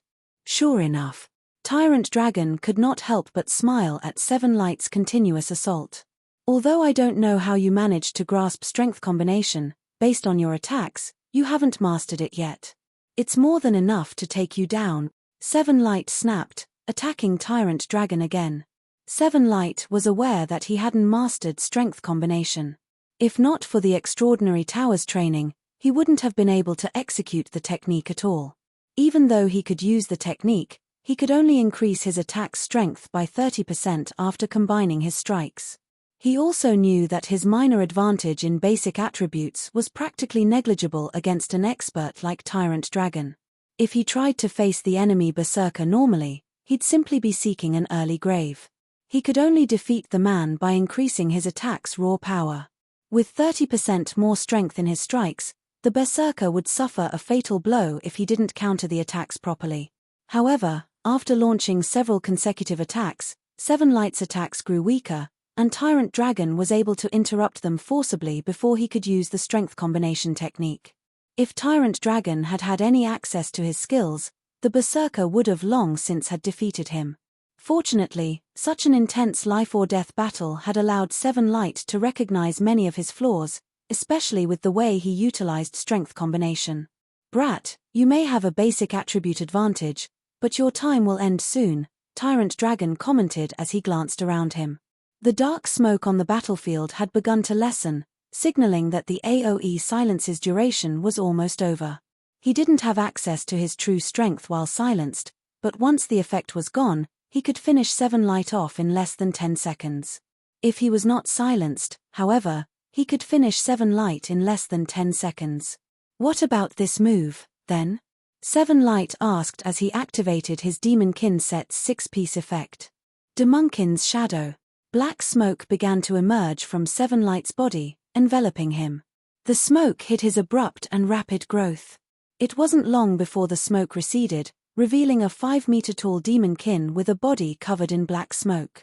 The Demonkin swished his tail and glared at his opponent with frightening, crimson eyes. His killing intent was so intense that nearby players felt as if they had plunged into an icy hell. Before Tyrant Dragon could react to Seven Light's sudden transformation, the latter brandished his two swords. The speed and power of Seven Light's attacks had increased. Now, Tyrant Dragon had no opportunity to dodge the attacks, forced to receive the strikes with his great sword. Boom! One attack was already more than enough to send Tyrant Dragon airborne. Before the Berserker could adjust his posture, another slash struck him, Seven Light's longsword cutting through his armor and plundering all of his HP. Meanwhile, Starlink's ordinary experts and 3 kills personal security despaired when they saw 7 Light's transformation into a demonkin. Shifeng was already difficult enough to deal with. Now, another monstrously powerful demonkin had joined the battlefield. Not even 3 kills, who watched from atop one of the roadside cliffs, could maintain his composure, looking down at the fight with a somber expression. You definitely aren't from the 100 Flowers Palace. There is no way the palace has experts like you. Who are you? 3 kills demanded, glaring at Shifeng and 7 Light. You're tuning in to the Celestial War YouTube channel. Don't forget to subscribe and join us on this journey to catch the most captivating stories.